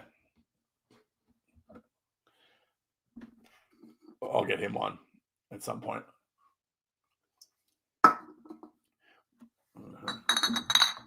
I'm out here, folks. Yep.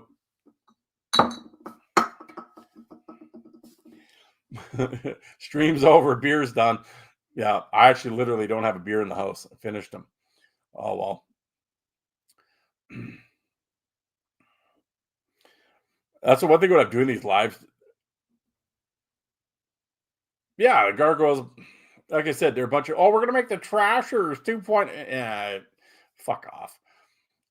I mean, not that I have heat with this bit, although I don't know that Whitney's kind of. I like Biz. Biz is a good dude. I like Biz. Biz is all right. Actually, Biz and I have talked on Twitter a bunch of times privately and stuff. He's okay. But yeah, the rest of them nerds. I know, no beer. I finished it. Brutal. Oh, here we go. No.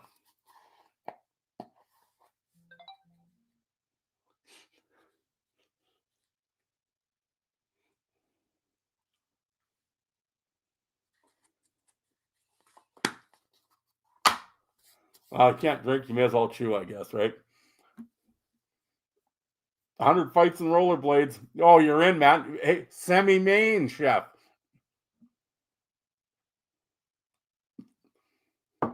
I could bust out the Trailer Park Boys whiskey. Actually, here, hold on. Here, I'll show you something. Check this out. This is some cool shit. It's what we do in Canada here, folks. Gotta turn the lights on. Oh. How's this one? One-time release, NHL alumni. There you go. Wendell Clark whiskey. How's that one for you? That's how we do shit. 11-year-old Wendell Clark whiskey. Don't mind the mess here. All right. Well, here we're gonna do some show and tell. That was actually at a wedding I was at. This was at Stanley Cup. That was a what do you call it? Oh, and my brother got me this for Christmas one time. How's that one? That's some fine art right there, folks. Legion of Doom.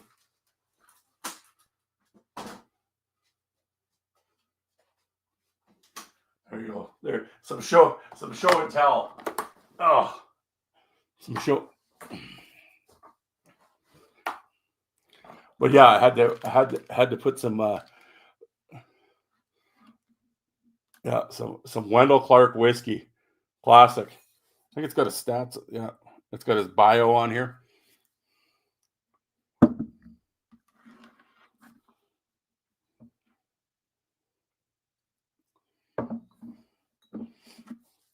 Yeah, the Stanley Cup. The guy's brother had like bought a lathe or something, so he made that. They're actually that wedding. You were told to everybody had to wear a hockey jersey, and they got married at a rink, a small town rink at Center Ice, and everybody sat in the stands. Best wedding I've ever been to. And then we went across the street to the town hall. It's a little small town. Oh, drank our asses off, and that was the centerpiece and all the tables of these wooden Stanley Cups. So I asked the guy, I'm like, can I take one of these? And he's like, yeah, go ahead, man. Yeah.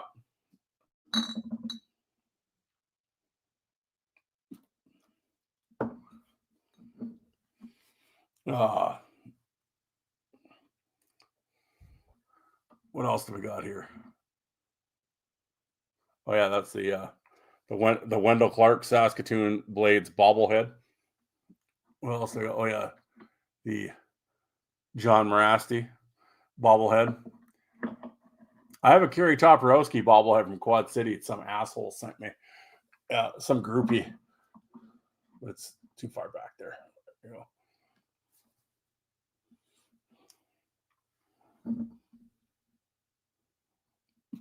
Wendell Clark? You don't have to do shit, man. He made millions. He actually has a restaurant chain. There's a Wendell Clark restaurant in Saskatoon. It's actually pretty good. Fourth line voice bobblehead. No, bobble gut, maybe. That's what we could have. I got some Don. Well, what else do I got? Well, this is for Chef. I got this out of a 25-cent machine. A Joker fathead. There you go.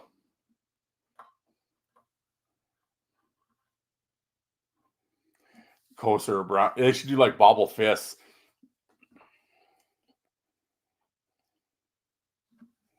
What other bobbleheads do I have? I got them all up here on my computer desk. Who is this? It's all dark. I can't see. Oh, there you go. Regina Pat's Rick Rippin. Rest in peace. Actually, was cool. All these that were sold, all the money went to mental health.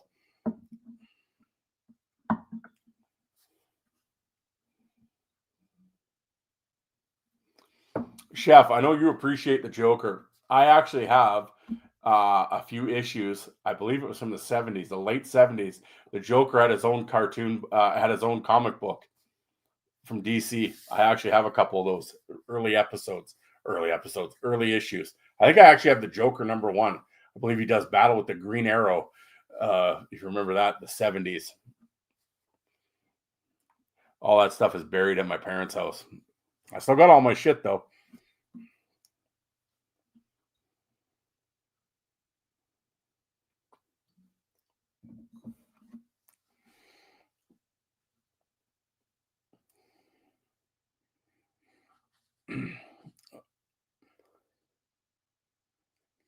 Bialowas said he has a book coming out. That'd be cool, man. I'd be down with a Frank Bialowas book. Absolutely. Speaking of books, if you guys ever have an opportunity, I always pump out Terry Ryan's book, his very first book, Tales of a First Round Nothing. Awesome book. He has 2 books out, Fights, Film, and Folklore. His second book is really good too, but yeah, his first book is really good. Trying to think what's another good. Well, if you ever have a chance to get Doug Smith's book, The Goon, I think they re-released it actually. Doug Smith stories, of course, that's the story from the movie Goon, is based on the Doug Smith story. If you ever want to read a book, Doug Smith, The Goon. I always say that was always what pissed me off about the Goon movies. I'm like, you should have just done the book. The book is better than the movie. If they had just stuck to the book. I never understood, like, when they did the Goon with Doug Glatt and all that, I'm like, why do you have to be a dummy?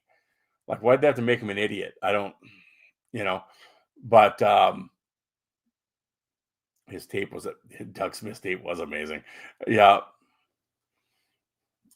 That tape, I wish I had. That's one of the things, like my VCR / like DVD converter thing broke, but that's one of the tapes I wish I had converted was the Doug Smith one, because there's some great shit on there.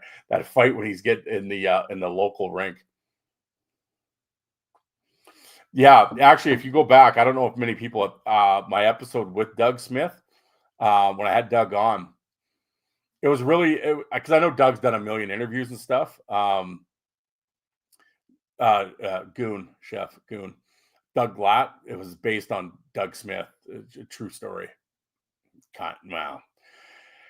Read the book. The book's way better than the movie. I can tell you that. The book is called Goon. It's the Doug Smith story. He's actually a cop in Boston now.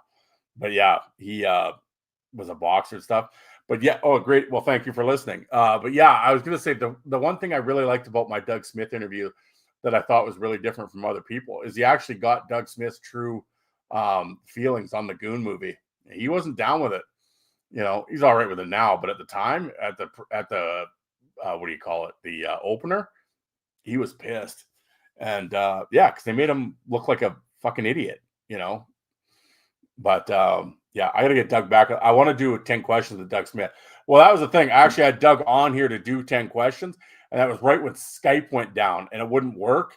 Oh, did I feel like a clown? We set up the time, we get it all set up, and I couldn't get my computer to work. I couldn't get Skype to work. I do Zoom now, but at the time I was just like, what is this? And I'm sure Doug's probably like, what is this clown doing? But yeah, I gotta get Doug on to do the 10 questions. Nice guy, good guy. But yeah, Goon, tremendous book. Who should write a book? Jacques Mayotte should write a book. That would be a good book. But yeah, I'm looking forward to Bialois's book. That'll be good. You definitely have the best hockey interviews. Wow. Thank you. I appreciate that. I don't do them as much as I used to. I probably should. I should probably get back into interviewing people, but it's so frustrating. And my passion wavers for it. You get ghosted by guys and shit. You just like, what am I doing? But I also think with my show, I think people are tired of listening to me just yammer on, like much like this. But like do episodes when it's just like myself doing lists and shit. I think people get tired of that. So I have a couple guys that I've talked to that I should do interviews with, and Sean Legault and stuff. So, well, Link Gates will be the greatest book ever written. The problem is trying to get him to sit down and actually do anything. I had his buddy. I had talked to his friend, and I'm like, "Does Link want to do a podcast?" He goes, well, "I'll ask him next time he comes over." And he asked Link, and Link was like, "Go fuck yourself." It was his exact quote. So Link ain't doing a podcast, but I did get his 5 toughest opponents out of him. You know. Well, thank you for like I have. You know what? I hadn't done a player spotlight for a long time, and I did the cast. Then I got to thinking, didn't I do Matt Cassian already? Um, Uh, but what am I dipping tonight? Oh, I quit chewing like over a decade ago. I chewed for like 20 years and then I quit cold turkey. The day I was leaving to Las Vegas on a vacation, it was the hardest thing I ever did. First 4 days in Vegas, I had the shakes and shit. Oh, it was brutal. But no, I'm just it's this brutal fucking Smoky Mountain. It's like herbal chewing tobacco, non-tobacco. Why won't Mel? I don't know why Engelstad won't do it. Yeah, that 'cause I know Mel a little bit, and that actually um, really irritated me that he wouldn't do a pod. And he's got this like, oh, I'm the fire chief now. Yeah, I don't know what his reason is for not doing it. I'm going to talk to him again at some point. Hopefully, we can do something. Um, I think I could do a really good interview with Mel. I think I could do a really good episode with him. He'd be great. He's got great stories. I've sat and had beers with Mel, and he's awesome with stories. Um, but yeah, it was pretty. Although like that was like 5 or 6 years ago that I reached out and asked him, and I don't. Not that we're besties, but it's like I don't think he thought. I don't think he knew it was me that was asking. So I think I should get a hold of him again and maybe because well, that's the one thing with Mel. I'll say he's consistent. He's never done an interview. He's never done one. I know he said he's been asked. I'm sure he's been asked a million times. But I mean, not to toot my own horn, but toot toot. I don't think anybody could do a better interview with Mel than I could. Because I know his career inside and out. And yeah, yeah, Ryan Flynn. Yeah, yeah. Well, it's amazing how a lot of these guys get into the fire department stuff. Well, it's a great hire by the fire department. I mean, you got athletes and shit, and they're team guys, and yeah, I mean, so it's definitely a smart play by them to hire hockey players. But yeah, with Mel, I think uh, you know, but yeah, yeah, I think I could do a great interview with Mel. I just yeah, I was actually really disappointed when he said no, but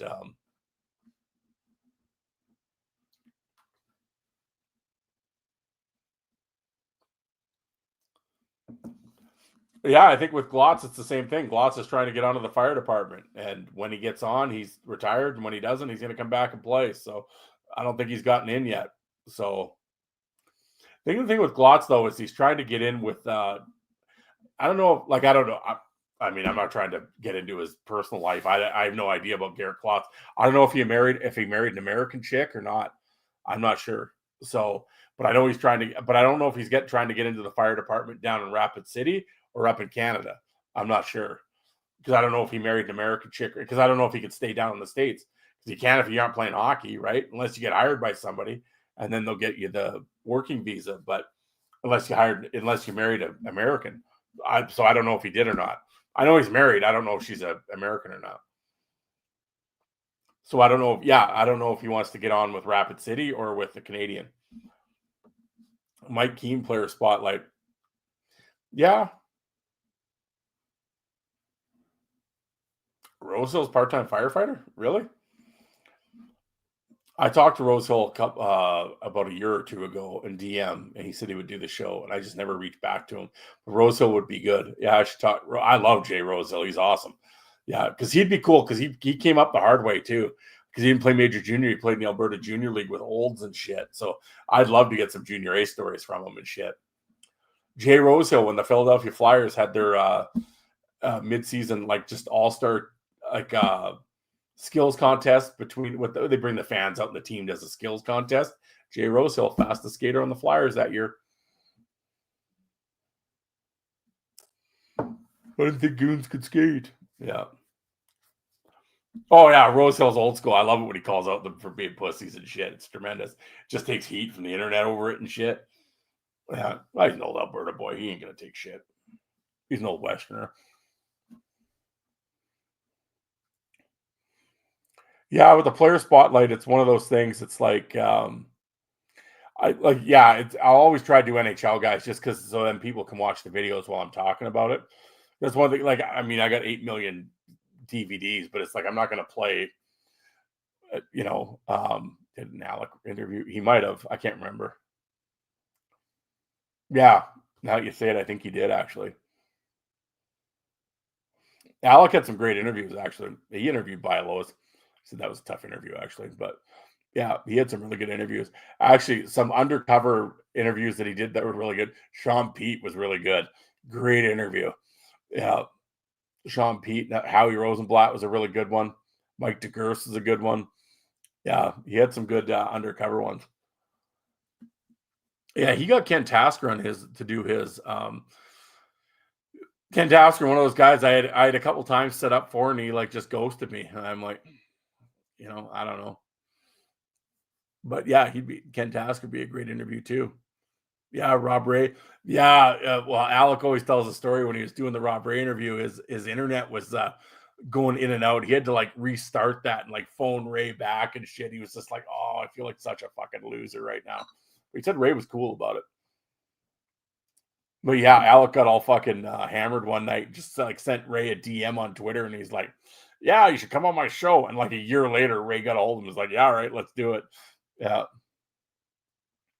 Or it would be fun to get, or would be actually, I have a 6-disc Colton Orr that what's his name made back in the day, Ross made, and so I have Colton's Swift Current stuff, and then actually Ross ended up like it was some lady we got a hold of him. It's like, oh, I have all the Providence Bruins games tapes. Do you want them?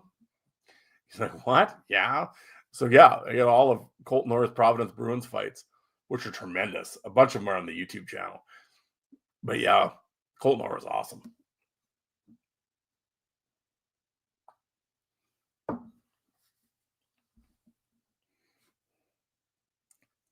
I should upload more of that Colton Orr Providence stuff.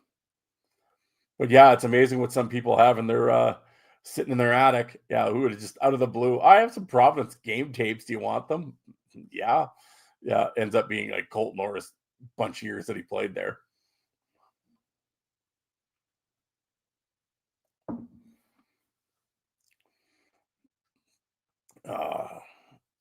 Well, folks, what do we got here? It is 8:44. Well, I'll go like what's the how do I have 10 people in the chat? You're just sitting here staring at my fat head while I'm yeah, Colton Orr was like kill or be killed, right? Yeah, tremendous. He'd be another good guy to get on the show.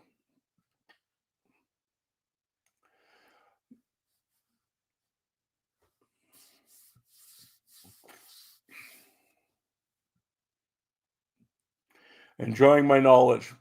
Well, I'll tell you, Chef. Oh, here, check this out. I'm sitting at my big computer. See, I have a PC. I'm old school. I got a big computer desk in front of me. This my brother got me this for my birthday. This way back when. There you go. Bob Probert autograph back in the day. So that has a position of prominence right here. Yeah.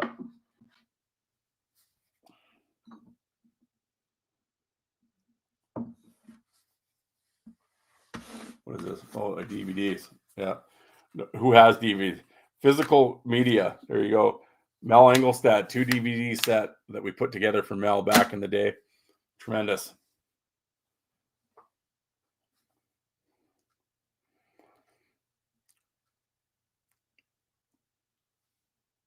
Uh, I don't know what else to show you. Well, I'm sitting in the dark. Well, I have a bunch of these. Well, yeah, here. This is minor league DVDs. I have these to go through. There you go. I'm going to go through those and start uploading some stuff. You have to bow out. Well, I appreciate you stopping by, man. Thank you very much, KD. And I appreciate it. Thank you. I really do. Yeah, no, I appreciate all you guys for stopping by. Like I said, whenever you do these, you always sort of wonder if like if you had to pick one fight for someone to get into hockey, what would that fight be? Well, it'd probably be an NHL fight because people like the minors, they don't, well, I can tell you the fight that got me into like collecting hockey fights was Churlin McGuire, Shane Churlin, Kevin McGuire.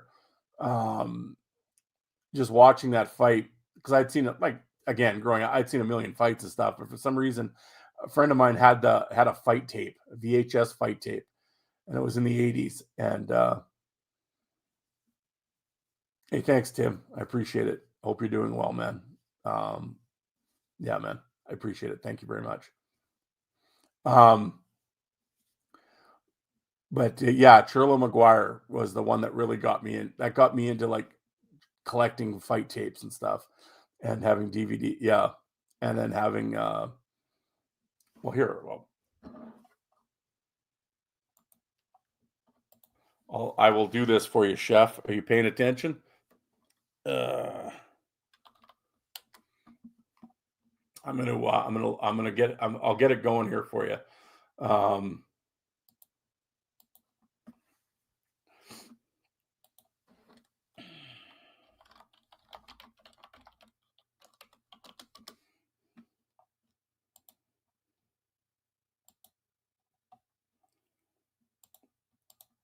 all right, I will share a screen.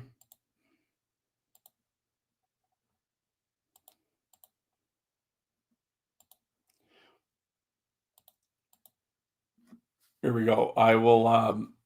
So this fight right here, Churlo McGuire. This is the fight that got me into that got me into hockey fights. So here we'll make it big, and here I'll go hit play. Here we go.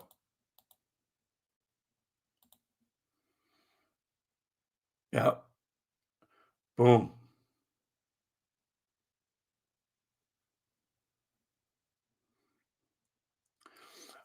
Yeah. I don't know what it was. It was just quick and dirty, but I love both these guys. But I saw that fight for the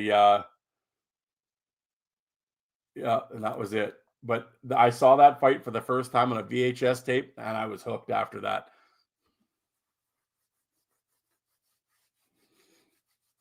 But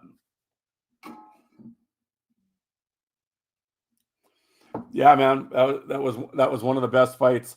Well, yeah, well, it's funny. It was an NHL fight. I was like I said, if I play too much more NHL stuff, they're gonna copyright the stream, and the stream gets shut down. But yeah, no, and that's the thing, and it's too bad.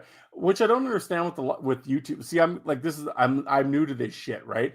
But I don't understand because YouTube lets you um upload NHL fights. Like they don't give a shit on your channel. Like they don't, you know what I mean? And then, but as soon as you live stream, all of a sudden they shut your stream down. So, for anybody, again, if you're here and you're like, why don't you play any NHL stuff? I can't. They shut your stream down. Obviously one or two, they'll let it slide. But yeah, I tried the first couple streams I had, I tried playing some NHL stuff, and yeah, it just goes black and the screen just says live stream unavailable. So, all right. So yeah, we're kind of stuck watching. Well, I don't want to say stuck because I would rather watch minor league and junior shit anyway. I don't know who else would, but you know, such as it is, right? So, oh yeah, Churla was awesome. I love Shane Churla. Yeah, I don't know. The East Coast League. I think with the East Coast League with the current stuff, I think it's because it's on Flow Sports, and I think Flow Sports is the ones that copyright shit. I don't think it's the actual East Coast League itself. I don't think. Maybe it is, but because I mean, I have East Coast League stuff on my channel, but it's older East Coast League stuff, so it's not. It's like from game tapes and shit. So it's not. So they've never said anything to me about it, but yeah, I think it's Flow Sports that gets all hot about it. Maybe I don't know, but I mean, and there's a couple Instagram. I'm not gonna call. Well, I mean, I can call them out, but like I don't know, like Coast Battles and stuff. Yeah, they did it before. Well, there you go. They did it before Flow. I've never had any problems with the East Coast League, but I mean, like, what's the newest East Coast League I've put up? Oh five. Yeah, no, the East Coast League's always been weird because it's like the NHL doesn't give a shit, the American League doesn't give a shit. So why do you? Yeah, I don't know. I don't. Whoever the dork is in charge, I don't know if there's some guy in the office trying to be a hero or because I know even on hockeyfights.com, they don't have any of those fights on there, so like I said, there's a couple Instagram channels that play their stuff, and I don't know how they haven't been. I'm pumped they haven't been shut down. I'm glad that the East Coast League is letting them go. I know the players have actually legit said at league meetings to leave the channel alone because they love it. The players love. I'm not going to throw a shit out and get them in heat, but I mean, people watching know who I'm talking about. Um, and the players have all love his shit, and they've told the league to leave him alone. So maybe that's helping. I don't know, but yeah, I don't know, but I don't know what the East Coast League's deal is. But crazy. Anyway, folks, who do I like in the NFL this week? Well, shit, I'm the last guy you should be asking. Yeah, I'm sitting I'm about 11th, I think, in our office pool. 11th out of like 35. I guess that's not bad, but yeah, I don't know. It sucks that Joe Burrow's out. That pains me. One of the props I was listening to though, what's his name that's filling in for Burrow? Anytime touchdown. It's like plus 450. And he actually has rushed for a touchdown 50% of the games that he's played in. That's gonna be a good game, the Rams and the Eagles. The Rams aren't bad actually. Philly's kind of got to get a little sus on offense a little bit, but I think the Eagles. I picked the Eagles in my pool. I think they'll do it, but I think the Eagles will be pretty tough to beat. Baltimore might be pretty tough to beat this year. Although Jesus, they gave that lead away in the first game of the year, but Baltimore will be pretty tough. I'm not completely sold on Buffalo yet. I don't think Buffalo's D is there. But yeah, I think it's Eagles and Baltimore for sure. I think are the two kind of front. Kansas City ain't going to do shit this year. I think Kansas City might have trouble making the playoffs this year.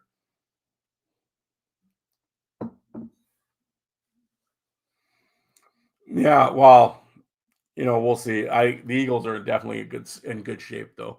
Yeah, yeah, we'll see. Can make some college football bets tomorrow though. We'll see. We'll see how that goes.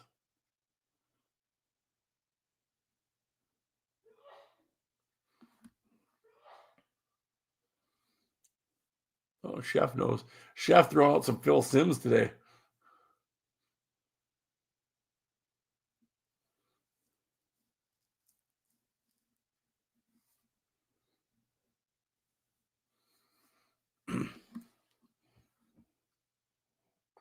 You know who's the ESPN 30 for 30 I watched just a couple of days ago? I'd seen it before, but I hadn't seen it for a while.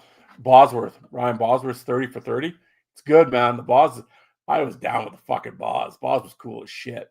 Takes a lot of fucking heat, though. Injuries like ended his season, but or ended his career. But everybody talks about the Bo Jackson thing. That was all bullshit. But I mean, whatever. Bo would run anybody over with a 20-yard fucking run at him. But Boz was fucking legit. He was good, man, in Seattle. He just got hurt, but yeah, what a character. I was down with the Boz, though. That 30 for 30 is really good, though. If you haven't seen it, check it out. It's good.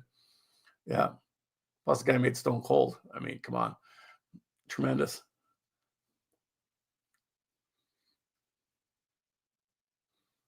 Stone Cold. Yep.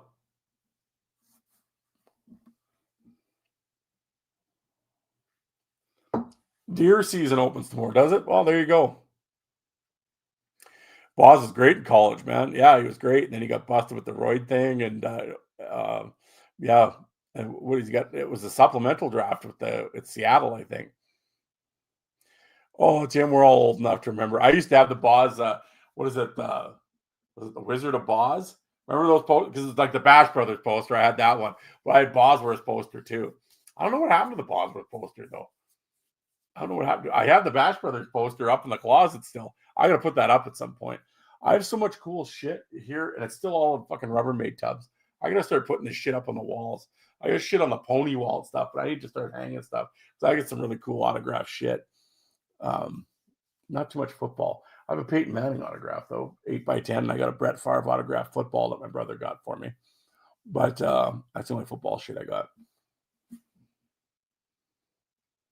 Oh, and Lawrence.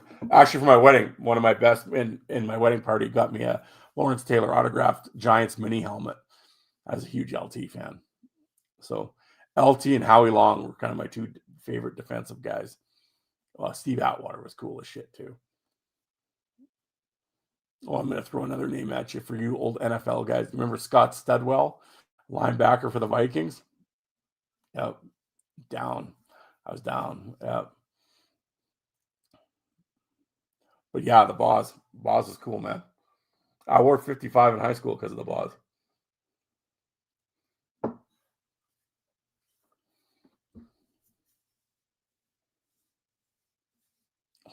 Atwater meeting Christian Okoye at a moment in time.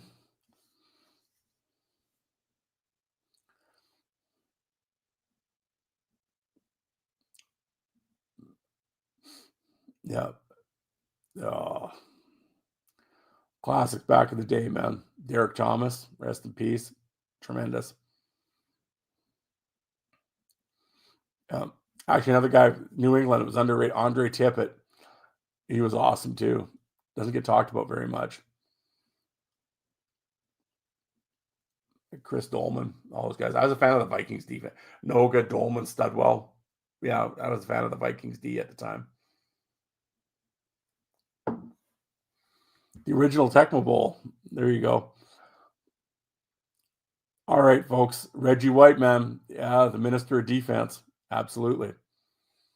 All right, boys. We're getting down to 9 o'clock here. I'm going to call it here, but I want to thank everybody who showed up in the chat. Chef Tim, I appreciate it, you guys. Thanks for coming along. Old EM44 Mag, I appreciate it. Appreciate all you guys for checking it out. And another Friday night fights in the books. All right, boys, take it easy. Thanks, guys.